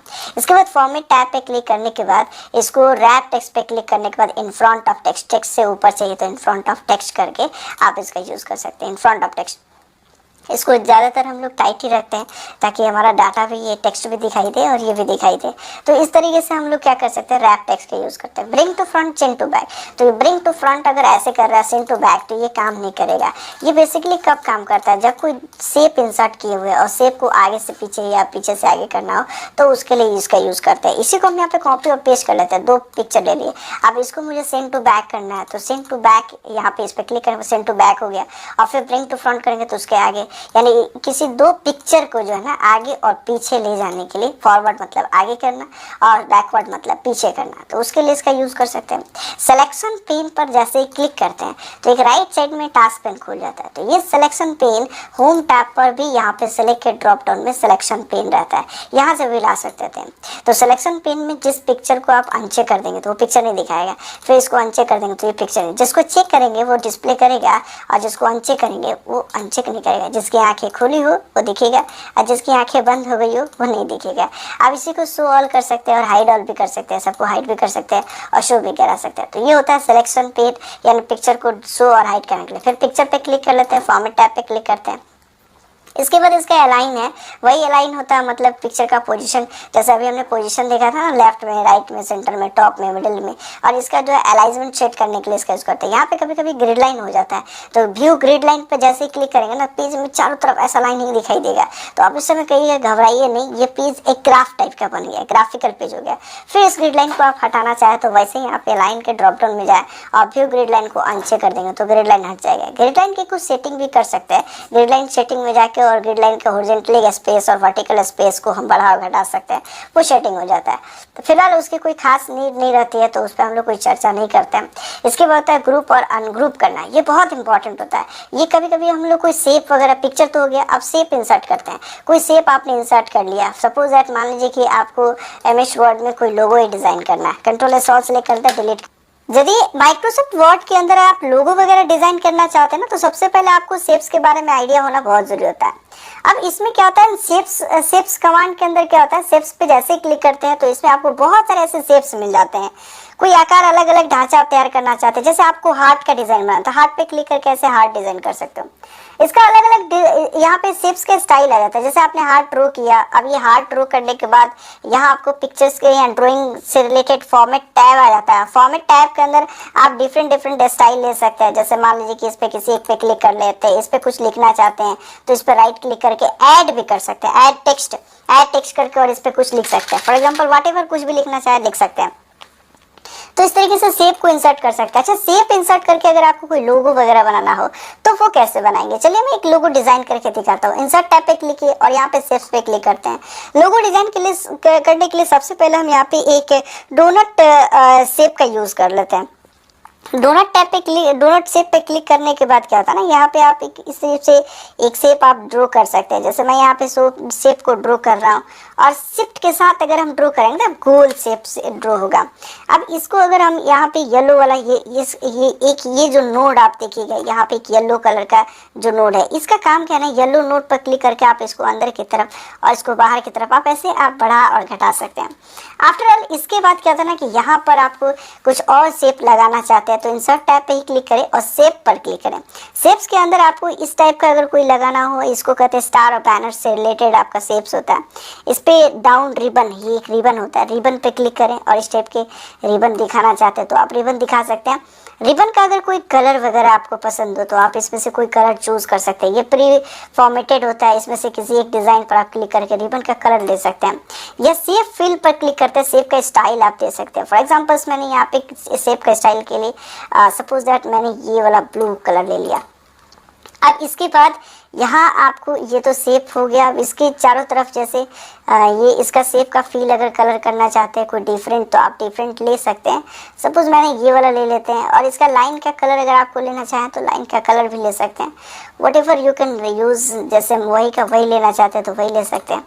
अब इस पर भी इसका भी शेप का जो ना, शेप का आउटलाइन जो ना, शेप का आउटलाइन लेना चाहते हैं तो शेप आउटलाइन पे क्लिक करके, या तो नो आउटलाइन कर लेते हैं। इसको बिल्कुल बीच में चाहिए, यहाँ बीच में कर लेते हैं। अब इसके बीच में ये कोई पिक्चर लगाना चाहते हैं इसके बीच में, तो वो कैसे लगाते हैं, उसके लिए इंसर्ट टैब पे क्लिक कर लेते हैं और शेप पे क्लिक कर लेते हैं। तो शेप पे क्लिक करने के बाद यहाँ हम आते हैं, फिर एक ओवल शेप ले लेते हैं, क्योंकि इसके बीच में मुझे एक और ओवल लगाना है, और वो हम क्या करते हैं, शिफ्ट के साथ ऐसे ओवल ड्रॉ कर लेते हैं। इसके बाद इस ओवल को पीछे भेजना है, इसके पीछे, यानी ये तो ऊपर है, इसको पीछे भेजना है। तो हम करेंगे क्या, सिंपल से रैप टेक्स्ट में जाते हैं और बिहाइंड टेक्स्ट कर लेते हैं, या फिर बिहाइंड टेक्स्ट या फिर सेंड टू बैकवर्ड कर लेते हैं। सेंड टू बैकवर्ड कर लेते हैं तो वो पीछे चला जाता है। अब ये जो आपने शेप इंसर्ट किया, इसमें आपको पिक्चर लगाना है, तो उसके लिए शेप फिल पर क्लिक करें, और इसके बाद यहाँ ऑप्शन आता है पिक्चर्स पे क्लिक कर लें। वर्क ऑफलाइन पे क्लिक करते हैं, और वर्क ऑफलाइन पे क्लिक करने के बाद मेरे पास पिक्चर्स पड़े होंगे, कोई एक पिक्चर्स हम यहाँ पे इंसर्ट कर लेते हैं। जैसे मैं ये ट्री वाला पिक्चर लेता हूँ और इंसर्ट बटन पे क्लिक करते हैं, तो ये देखिए ये एक ज़बरदस्त लुक आ जाता है। अब इसके बाद इसके चारों तरफ मुझे कोई टेक्स्ट लगाना चाहते हैं तो वो टेक्स्ट लगा सकते हैं। इसका कलर कुछ डिफरेंट लेना चाहते हैं ना, तो वो ले सकते हैं। सपोज इसका कलर हम यहाँ पे रेड ले लेते हैं, ताकि वो लोगो आसानी से दिखाई दे। अब इसके बाद मुझे यहाँ पे वाइट कलर में लिखना है कोई टैगलाइन। फॉर एग्जांपल्स मैं यहाँ लिख रहा हूँ आदर्श पब्लिकेशन पटना लिखना है। तो इसमें हमको ऐसे राउंडिंग में चाहिए, गोल में चाहिए। सो राउंड में करने के लिए क्या करेंगे, आप इंसर्ट टैब पे क्लिक करेंगे। अच्छा, इंसर्ट टैब पे क्लिक करने के बाद यहाँ एक ऑप्शन आता है वर्ड आर्ट। वर्ड आर्ट पे क्लिक करेंगे ना, तो आप किसी टेक्स्ट को लिख करके और पिक्चर की तरह आप उसको राउंडिंग कर सकते हैं। जैसे रोटेट करना चाहते हैं वैसे रोटेट कर सकते हैं। एग्जाम्पल्स में यहाँ पे किसी एक वर्ड आर्ट का डिज़ाइन ले लेता हूँ। सपोज मैंने ये वर्ड आर्ट का डिज़ाइन ले लिया और यहाँ पे पहले तो टेक्स्ट को फिल कर लेते हैं। यहाँ लिखना है मुझे आदर्श, कैपिटल लेटर में आदर्श पब्लिकेशन, आदर्श पब्लिकेशन पटना। और इसके बाद अब इसको साइज जो है छोटा कर लेते हैं, control S all select, control से प्लेस पेन से साइज छोटा कर लेते हैं। इसके बाद मुझे इसका जो ना इसको रैप करना चाहते हैं राउंड में, तो उसके लिए मुझे यहाँ पर टेक्स्ट के इफेक्ट पर क्लिक करना होता है, टेक्स्ट इफेक्ट फॉर्मेट टैब के अंदर, और इसे हम ट्रांसफॉर्म कर लेंगे राउंड में चाहिए। जैसे ये वाला बिल्कुल गोल में चाहिए तो हम इस पर क्लिक कर लेते हैं सर्किल पर, ये एकदम गोल में हो जाएगा। फिलहाल तो गोल नहीं हुआ, तो अब हम इसे गोल करेंगे कैसे, इसके साइज को यानी नोट को पकड़ के और इसके साइज को हम ऐसे बड़ा कर ले रहे हैं। सो अब आप देखेंगे कि ये कैसा हो रहा है, ये कुछ डिफरेंट हो रहा है, ऐसा हो रहा है। अब ये वाला ये पिंक का जो डिज़ाइन है ना, इसका पिंक से हम पिंक की मदद से हम इसको गोल कर सकते हैं। फिर इसके बाद आप इसको खींच करके यहाँ लेकर आ जाइए, इसकी जो चौड़ाई है इसकी चौड़ाई को कम कर लीजिए। इसके बाद इसको थोड़ा रोटेट करना चाहते हैं तो रोटेट भी कर सकते हैं। ये देखिए एक अच्छा डिज़ाइन बन जाएगा, एक अच्छा लुक बन जाएगा। आफ्टर दैट मुझे यहाँ पे एक टैगलाइन जोड़ना है, इस पे इसके ऊपर जैसे माई न्यू लोगो थे, इस पे करना क्या है ना, इस पे क्लिक करते हैं सेव पर। इसी सेव पर हम राइट क्लिक करके और ऐड टेक्स्ट पर क्लिक करते हैं तो कर्सर बीच में आ जाता है और यहाँ पर लिख सकते हैं my new logo, logo design. Select कर लेते हैं, साइज बड़ा कर लेते हैं, कंट्रोल से 20 से बोल्ड कर लेते हैं। यहाँ कुछ भी आप हिंदी में टेक्स्ट डाल सकते हैं। तो ये बेसिकली एक स्पेशल आपका जो है ना लोगो डिज़ाइन हो जाता है। अब इन सभी को हम एक में ग्रुप करना चाहते हैं तो वो कैसे करें। सबसे पहले तो हम नीचे वाले इसको, इस टेक्स्ट को इस पर पॉइंटर रखते हैं बाहर सेलेक्ट करने के लिए, इस पर क्लिक की, फिर कंट्रोल के साथ पीछे वाले को सिलेक्ट की, फिर कंट्रोल के साथ मुझे ये इसके अंदर इसे आप सिलेक्ट कर लेते हैं, सबको सिलेक्ट कर ली। आप इसको भी सिलेक्ट कर लेते हैं, कंट्रोल के साथ सिलेक्ट कर लीजिए, ज़्यादा बेहतर होगा। नहीं हो पा रहा है तो सेलेक्ट के ड्रॉप डाउन पे क्लिक करें, सेलेक्ट ऑब्जेक्ट पे क्लिक करें और एक एक करके आप इसको क्या कर सकते हैं, ग्रुप कर सकते हैं, ग्रुप कर ले सकते हैं शिफ्ट के साथ। और आफ्टर दैट आप यहाँ फॉर्मेट में जाएं और इसके बाद इसे ग्रुप बटन पे क्लिक कर लें तो ये ग्रुपिंग हो जाना चाहिए। अभी ग्रुपिंग करने के लिए फिर यहाँ पे सिलेक्ट पे क्लिक करें और सिलेक्ट ऑब्जेक्ट पे क्लिक कर देते हैं। अब ऑब्जेक्ट का मतलब होता है कि ये एक सिंगल एक यही सिलेक्ट हो रहा है। पीछे वाले पर क्लिक किए, फिर आप कंट्रोल बटन के साथ फिर इस पर क्लिक कर लेते हैं, फिर कंट्रोल के साथ इस पर बीच वाले पे नहीं हो रहा है तो बीच वाले पे इसलिए नहीं हो रहा है क्योंकि वो पीछे है। अच्छा, वो उसको बाद में कर सकते हैं, फिलहाल इसे भी ले लेते हैं और इसके बाद इतने को दोनों को क्या करते हैं, ग्रुप कर लेते हैं, ग्रुप कर लेते हैं। तो जब भी अब आप यहाँ पे क्लिक करके जब इसको मूव करेंगे तो ये दोनों क्या होगा, ऐसे मूव होगा। अब इसे भी आपको उसमें ग्रुप में शामिल करना है तो इसे उठा कर लेके जाएंगे यहाँ पर और इसे यहाँ पर हम इसको सिलेक्शन मोड में ही रखेंगे। अंडरस्टैंड, यहाँ इस पर क्लिक करना है और क्लिक करके और इसको मूव कर लेते हैं यहाँ पे इसके बीच में। तो अभी क्या है, ये सिलेक्शन मोड में है। फिर हम कंट्रोल के साथ इसे भी सिलेक्ट कर लेते हैं। अब इन दोनों को करेंगे क्या, ग्रुप करेंगे वापस। फिर ग्रुप बटन पे क्लिक की और ग्रुप से ग्रुप कर लिए, फिर दोबारा ये ग्रुप हो गया। अब अगर हम इस पर क्लिक कर लेते हैं, इस पर क्लिक कर लेते हैं बाहर, अब इसको खींचेंगे तो अब ये आपका लोगो कहीं भी मूव होने योग्य हो चुका है। तो इस तरीके से शेप की मदद से आप कोई शेप इंसर्ट करके आप जो है ना उसका लोगो डिज़ाइन कर सकते हैं। इसके बाद आपको जानना है स्मार्ट आर्ट। स्मार्ट आर्ट जो होता है, स्मार्ट आर्ट का यूज़ क्या होता है। तो स्मार्ट आर्ट ऑप्शन की मदद से हम एक ग्राफ डिज़ाइन कर सकते हैं और उस ग्राफ को किसी दूसरे ग्राफ से लिंक भी कर सकते हैं। मतलब कुछ ऐसा डायग्राम बनाना हो जिसमें आपको करना क्या होता है कि किसी लिस्ट क्रिएट करना हो, कोई लिस्ट बनाना हो जैसे एक दूसरे से जुड़ा हुआ हो, लिंकेड हो, या कोई प्रोसेस से रिलेटेड होता है जैसे इनपुट प्रोसेस आउटपुट, ऐसे लिंकिंग करना हो, या कोई साइक्लोन टाइप का जो ग्राफ क्रिएट करना चाहते हैं, जैसे पुनर्चक्रण से रिलेटेड हो, तो आप इस पर क्लिक कर सकते हैं और उस पर क्लिक करके और ओके बटन पे क्लिक करेंगे ना तो यहाँ एक ग्राफ कुछ इस टाइप का बनेगा। फिलहाल मेरे पास जो पहले वाला जो ना, इसे हम हटा भी सकते हैं, इसको मैंने सिलेक्ट किया या इसको नीचे ला देते हैं, नीचे ला देते हैं। अब इधर मान लीजिए कि यहाँ लिख सकते हैं कि ये जल हो गया, फिर यहाँ से वाष्प होगा, फिर इधर आप डाल सकते हैं कि बादल होगी, फिर उसके बाद वर्षा होगा, फिर ऐसे इसमें जल हो जाएगा। तो ऐसे साइक्लोन चलते रहेगा।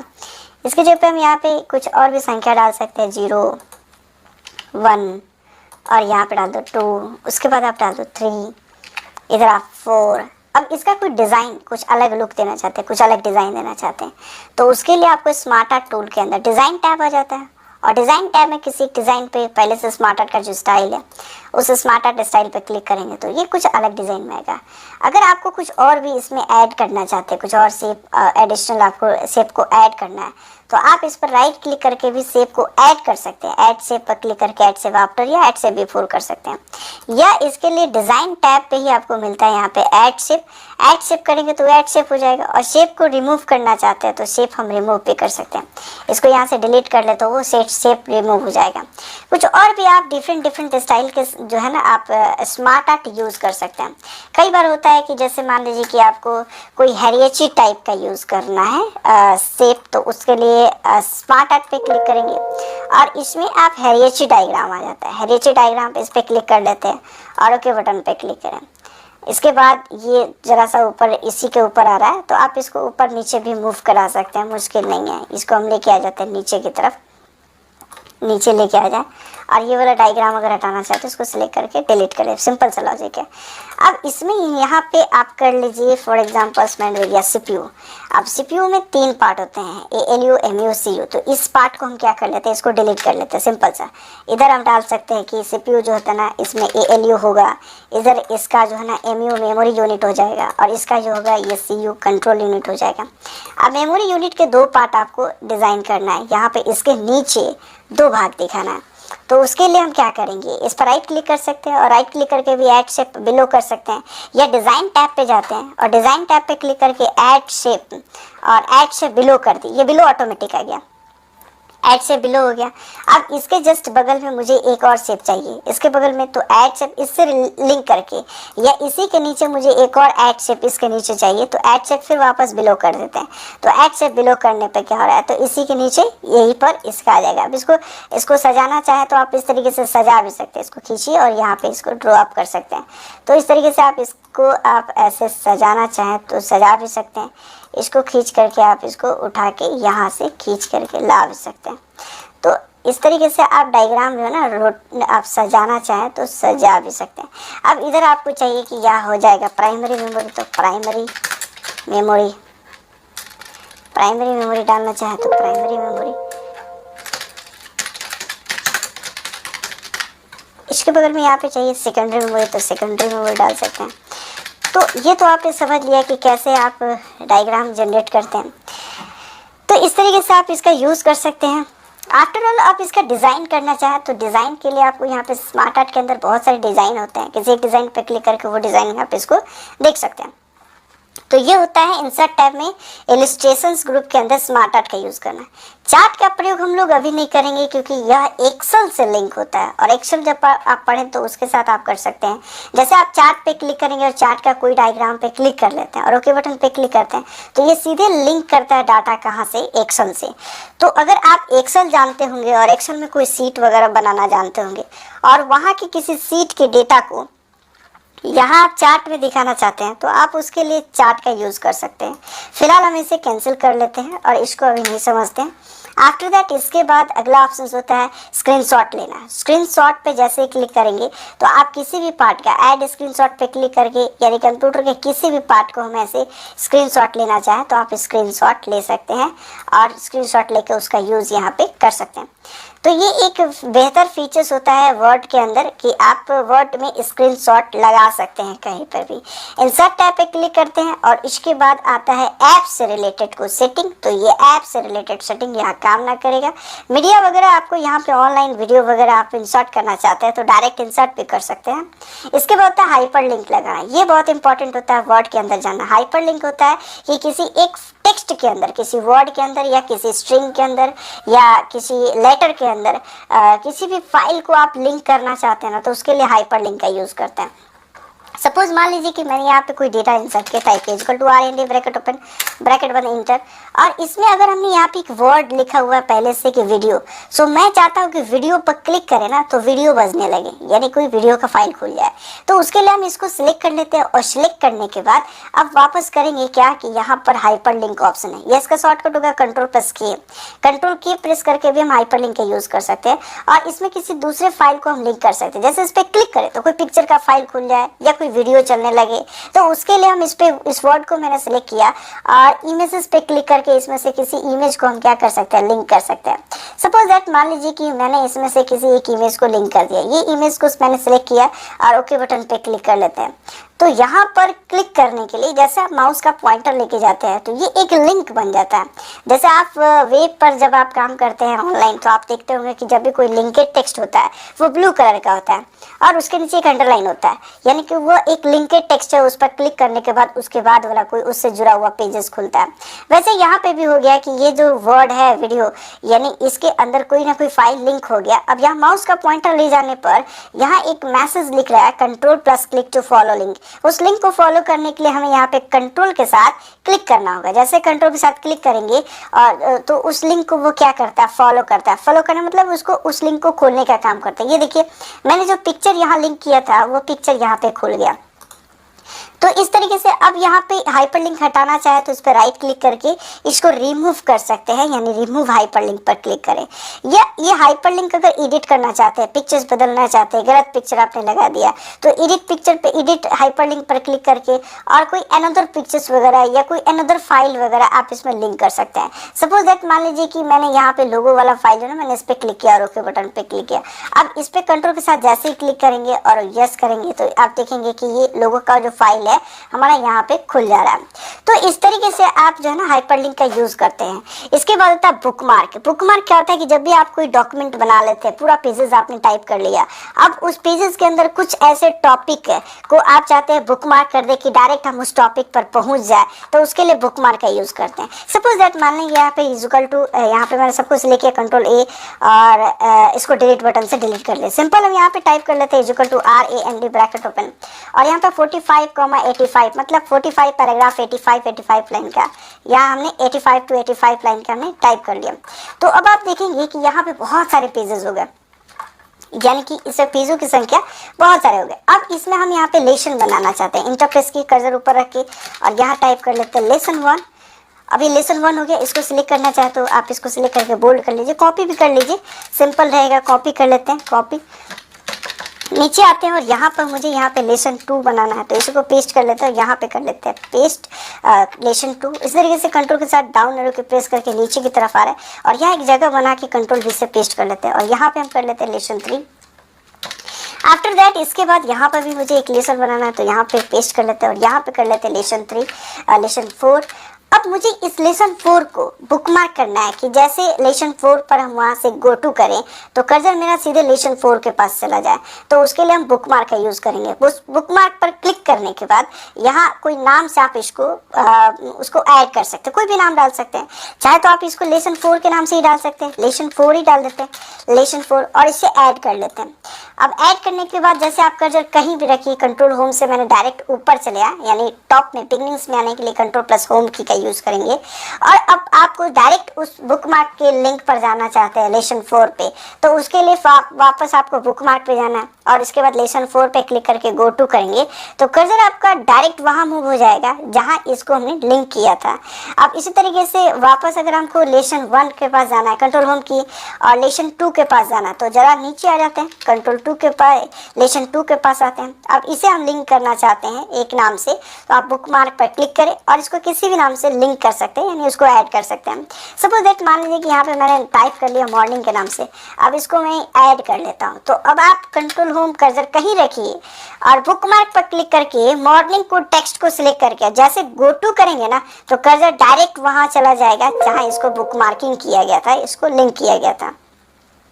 आफ्टर ऑल लिंक्स ग्रुप के अंदर आपको मिलेगा cross reference. So cross reference का मतलब क्या होता है कि ये जो यूज, इसका जो यूज है, जो भी आपने किसी टेक्स्ट को लिंक किया था उस लिंकेड टेक्स्ट को कहीं दूसरे जगह इंसर्ट कराने के लिए क्रॉस रेफरेंस का यूज करते हैं। लेकिन आप यहाँ ना सीख कर इसे आप रेफरेंस टैब के अंदर सीखे तो ज्यादा बेहतर होगा। वही ऑप्शन आपको रेफरेंस टैब में भी आपको मिलेगा, इंसर्ट टैब में भी क्रॉस रेफरेंस है और रेफरेंस टैब में भी क्रॉस रेफरेंस है। तो सबसे ज्यादा बेहतर आपको यहाँ सीखने को मिलेगा, तो इसे हम जरा सा स्किप करते हैं। इसके बाद आपको यहाँ पे कमेंट ऑप्शन है। सो कमेंट का मतलब किसी वर्ड के ऊपर कोई टिप्पणी अटैच करना चाहते हैं तो आप इसे सिलेक्ट करके कमेंट पर क्लिक करें और ये कमेंट ऑप्शन यहाँ पे भी मिलेगा और आपको रिव्यू टैब के अंदर भी कमेंट ऑप्शन मिलेगा, यानी उसके बारे में कुछ नोट अबाउट में लिखना, तो उसके लिए कमेंट का यूज करते हैं। यहाँ पे कमेंट बटन पे क्लिक करके इसका कोई एडिशनल मैसेज वगैरह लेसन 2 का कोई डिस्क्रिप्शन हो तो वो डिस्क्रिप्शन जो है ना यहाँ पे डाल सकते हैं। फिलहाल हम यहाँ पे कंट्रोल जेड से बैक करते हैं क्योंकि कमेंट ऑप्शन से हमें यहाँ नहीं समझना है, हम सीधे समझेंगे review tab. After all header and footer की बात करते हैं। Header that means appear the text at the top of the page, यानी जो आपने पेजेस बनाया अब उस पेजेस के ऊपर में टॉप में कोई हेडर लिखना चाहते हैं तो उसके लिए हेडर ऑप्शन पे क्लिक करते हैं। हेडर ऑप्शन पे क्लिक करने के बाद इसमें आप देखेंगे कि इसमें आपको डिफरेंट टाइप के स्टाइल है।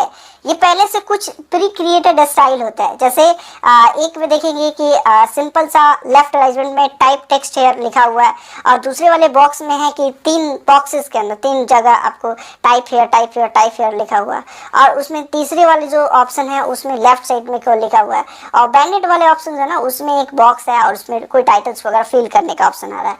तो इस तरीके से पहले से प्री फॉर्मेटेड होते हैं हेडर के, किसी एक फॉर्मेट हेडर पे क्लिक करते हैं और यहाँ पे टाइप हेयर के अंदर यहाँ कुछ इंसर्ट करना चाहता है तो यहाँ पे इंसर्ट करिए या फिर कोई टाइप कर सकते हैं। सपोज मैं यहाँ पे चाहता हूँ कि पेज नंबर इंसर्ट हो तो आप पेज नंबर वाले ऑप्शंस पे क्लिक करें, यानी हेडर फुटर पे क्लिक करने के बाद हेडर फुटर टूल के अंदर डिजाइन टैब आ जाता है और डिजाइन टैब के अंदर आप इसमें पेज नंबर लगाना चाहते हैं, पेज नंबर वो भी कहाँ, सो करंट पोजीशन पे, और करंट पोजीशन में किस स्टाइल में, तो आप इस स्टाइल में लेना चाहते हैं। ये सब स्टाइल है, किसी एक स्टाइल पे क्लिक करते हैं, अभी आप 0 पेज पे है तो 0 पेज दिखा रहा है। इस तरीके से यहाँ पे आपको कुछ हेडलाइन डालना है, जैसे हम ये किस चीज का किताब बना रहे हैं तो माइक्रोसॉफ्ट वर्ड का बना रहा है।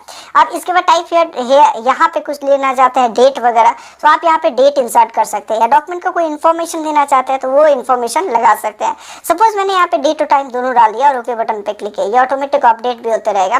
क्लोज बटन पे क्लिक करते हैं तो ये देखेंगे कि प्रत्येक पेज में जो ना हेडर आपका, सपोज यहाँ पे फर्स्ट पेज में मैंने लगाया और तो फर्स्ट पेज का मतलब सिर्फ 0 पेज लगा और आपको टोटल पेज ओवरऑल पेज में लगाना था तो यहाँ पे एक बाई मिस्टेक हुआ क्योंकि हमने केवल सिर्फ और सिर्फ फर्स्ट पेज पे क्लिक करके हमने हेडर लगाया था, इसलिए वो सिर्फ फर्स्ट पेज में लगा। अगर आपको टोटल पेज में लगाना होता तो आप सेकंड वाले नंबर पे सेकंड पेजेस पे क्लिक करते हैं, उसके बाद आप यहाँ पे वापस इंसर्ट टैब पे क्लिक करके हेडर एंड फुटर पे क्लिक करते हैं, हेडर पे क्लिक करते हैं, हेडर का कोई डिजाइन चूज कर लेते हैं। तो अब आप देखिए कि यहाँ पर भी फर्स्ट वाला पेज में जो लगा है वो तो है, लेकिन अब यहाँ पर सेकेंड वाले पेज यानी कि ये फर्स्ट वाला पेज जो था वो कवर पेज का काम करेगा। अब इसमें अगर आपको कोई पेज नंबर लगाना चाहते हैं तो वैसे ही आपको पेज नंबर पे क्लिक करें और करंट पोजीशन पे या पेज का स्टाइल आप डाल सकते हैं कि ये आपका फर्स्ट पेज हो गया और यहाँ पे आप किस चीज़ का किताब टाइप कर रहे हैं तो माइक्रोसॉफ्ट वर्ड का। यहाँ डेट और टाइम लगाना चाहते हैं तो डेट टाइम पे क्लिक कर सकते हैं या कोई पिक्चर्स वगैरह लगाना चाहते हैं ना, कोई लोगो वगैरह लगाना चाहते हैं तो आप लोगो भी लगा सकते हैं। सपोज यहाँ हम पिक्चर्स पे क्लिक पे ही यूज कर लेते हैं, डेस्कटॉप पे गए लोगो पे क्लिक करके इंसर्ट कर लेते हैं तो ये लोगो का साइज बड़ा है, इसका साइज जो हम ऐसे छोटा कर लेते हैं। नोट को पकड़ करके सिंपल सा साइज छोटा किया जा सकता है और नोट पकड़ के मैंने इसके साइज को ना एकदम छोटा कर लिया और इसके बाद हम इसको छोड़ देते हैं। फिर वापस आप इसको क्या करते हैं, थोड़ा सा और छोटा कर लेते हैं, छोटा कर लेते हैं तो ये देखेंगे कि ये आपका जो है ना डिज़ाइन बन के रेडी हो गया। तो इस तरीके से आप यहाँ पे 1 नंबर लगा, फिर इसमें 2 नंबर पेज लग गया, यहाँ पे 3 नंबर पेज लग गया।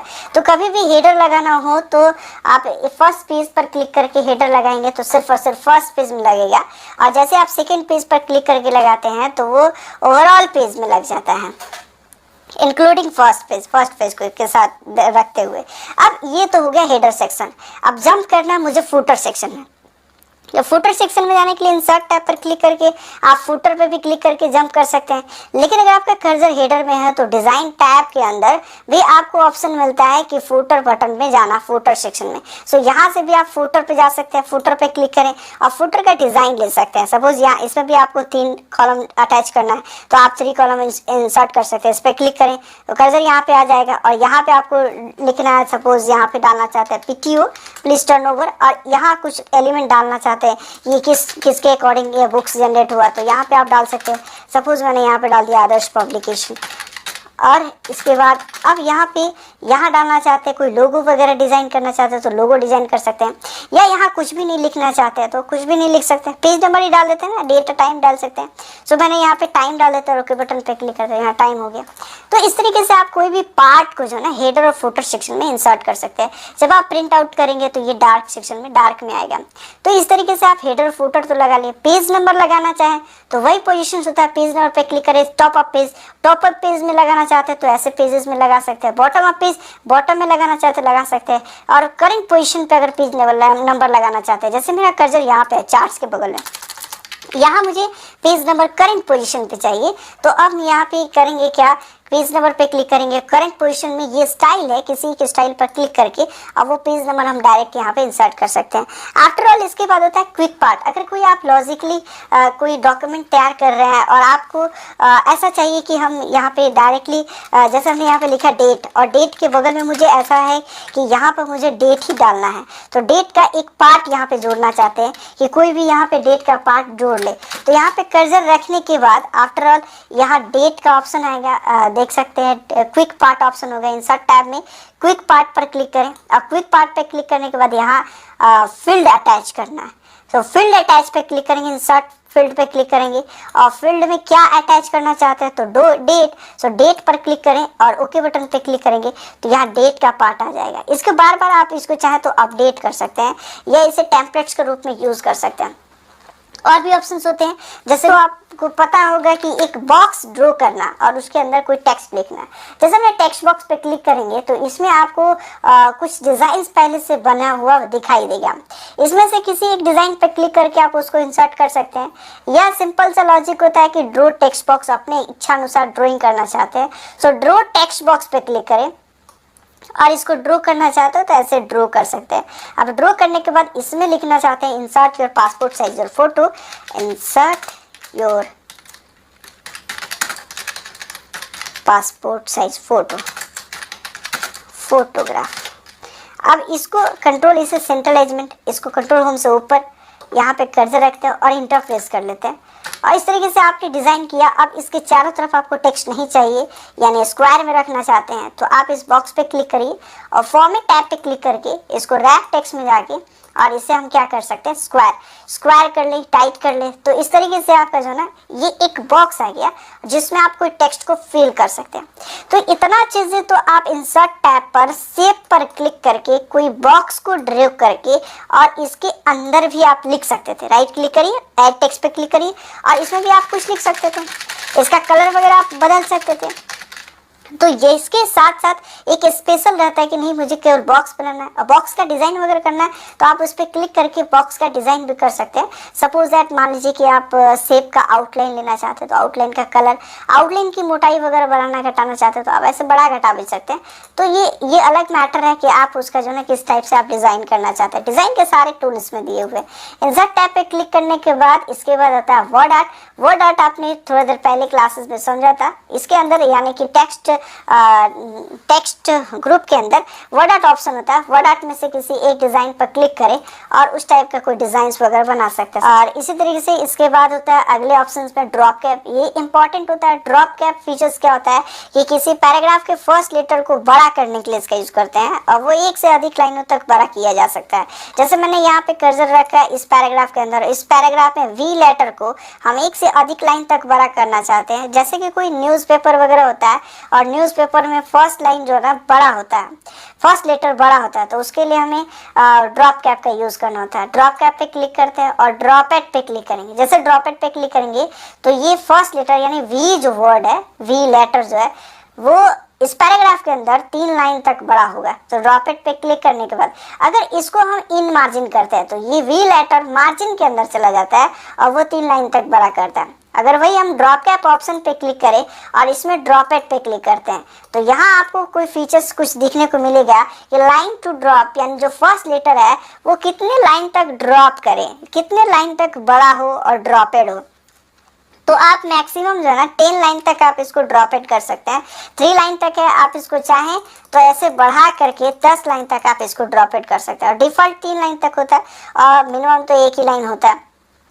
और ओके बटन पे क्लिक करेंगे तो ये ड्रॉप्ड हो जाता है। अब इन दोनों के बीच वी लेटर और ये जो आपका पैराग्राफ है इस दोनों के बीच का कोई डिफरेंसेस देना चाहते हैं तो उसके लिए आपको ड्रॉप कैप पे जाना होगा, ड्रॉप कैप ऑप्शन पे जाना होगा। और ड्रॉप कैप ऑप्शन में डिस्टेंस फ्रॉम टेक्स्ट ऑप्शन रहता है और यहाँ से डिस्टेंस फ्रॉम टेक्स्ट पे क्लिक करके इसको क्या कर सकते हैं, डिस्टेंस दे सकते हैं। ये काफ़ी ज़्यादा डिस्टेंस हो गया, आप इस डिस्टेंस को चाहें तो कम कर सकते हैं इसी के जस्ट नीचे का ऑप्शन का यूज़ करके और ओके बटन पे क्लिक करें। तो इस तरीके से ड्रॉप कैप का यूज कर सकते हैं। सिग्नेचर लाइन, इस सिग्नेचर लाइन होता है कि जैसे कोई आपने बुक्स बना लिया, कंट्रोल इंट से सबसे लास्ट में चले गए और बुक बना लिया और इसके लास्ट में आपको कोई एक लाइन जोड़ना है जहां पे सिग्नेचर किया जा सके तो उसके लिए आप यहाँ पे कर्सर रख लीजिए। तो मैथ्स का कोई कैलकुलेशन यहाँ पे टाइप करना है 4/3 यानी कि 4/3 लिखना है। तो आप बट्टा में कैसे लिखेंगे तो उसके लिए इक्वेशन ऑप्शन का यूज करेंगे।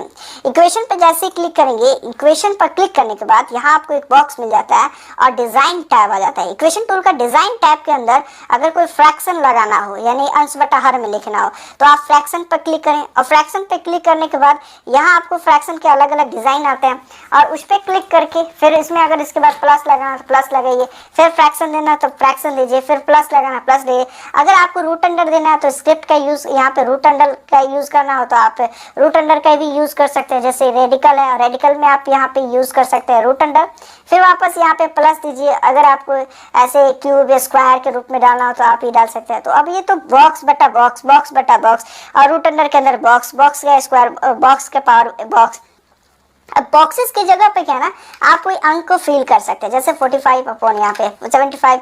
इसमें भी अगर कोई मैथ्स का आप डालना चाहते हैं तो यहाँ पे क्लिक करके कि आप ऐसे डाल सकते हैं या फिर से मूव करके सेल पॉइंटर आप उसको कर्सर को मूव करके भी आप यहाँ पे ले जा सकते हैं। तो इस तरीके से मैथ का जो है कैलकुलेशन संबंधित कोई भी आपको डालना हो तो आप यहाँ डाल सकते हैं।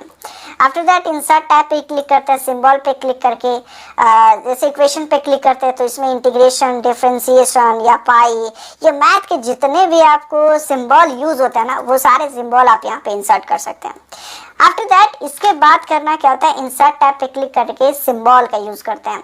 सिंबल में आप बहुत सारे सिंबल जो आपके कीबोर्ड पर अवेलेबल नहीं होते हैं वो सिंबल फॉन्ट के अंदर होता है और उस फॉन्ट के अंदर से सिंबल को आप यहाँ पे इंसर्ट करा सकते हैं। सपोज मैंने यहाँ पे सबको कंट्रोल S से लेके एक नया पेज लेते हैं, कंट्रोल N से न्यू पेज ले लेते हैं और इंसर्ट टैब पे क्लिक करके सिंबल पर क्लिक करते हैं। सिंबल में आप देखिएगा यहाँ पे पहले से सिंबल है विंग्स का 78 नंबर कोड का, ये स्कल एंड बोन सिंबल। इस पर हम क्लिक कर लेते हैं और क्लिक करके इसे सिलेक्ट कर लेते हैं। सिलेक्ट करके कंट्रोल शिफ्ट ग्रेटर देन से साइज बड़ा कर लेते हैं और कंट्रोल इसे सेंट्रलाइजमेंट। अब इस टाइप का पेजेस कभी कभी जरूरत पड़ जाता है आपको बनाने के लिए। अब यहाँ पे आपको क्या करना है, जैसे बड़ा कर लेते हैं, यहाँ पे लिख देते हैं डेंजर जोन, डेंजर जोन यहाँ डालना हो 440 वोल्ट। तो ऐसा पेजेस आप कैसे बनाएंगे तो उसके लिए आपको सिंबल की जरूरत पड़ती है। ये सिंबल नेचुरल सिंबल है, ये नेचुरल सिंबल हमने कहाँ से लाया तो सिंबल ऑप्शन से।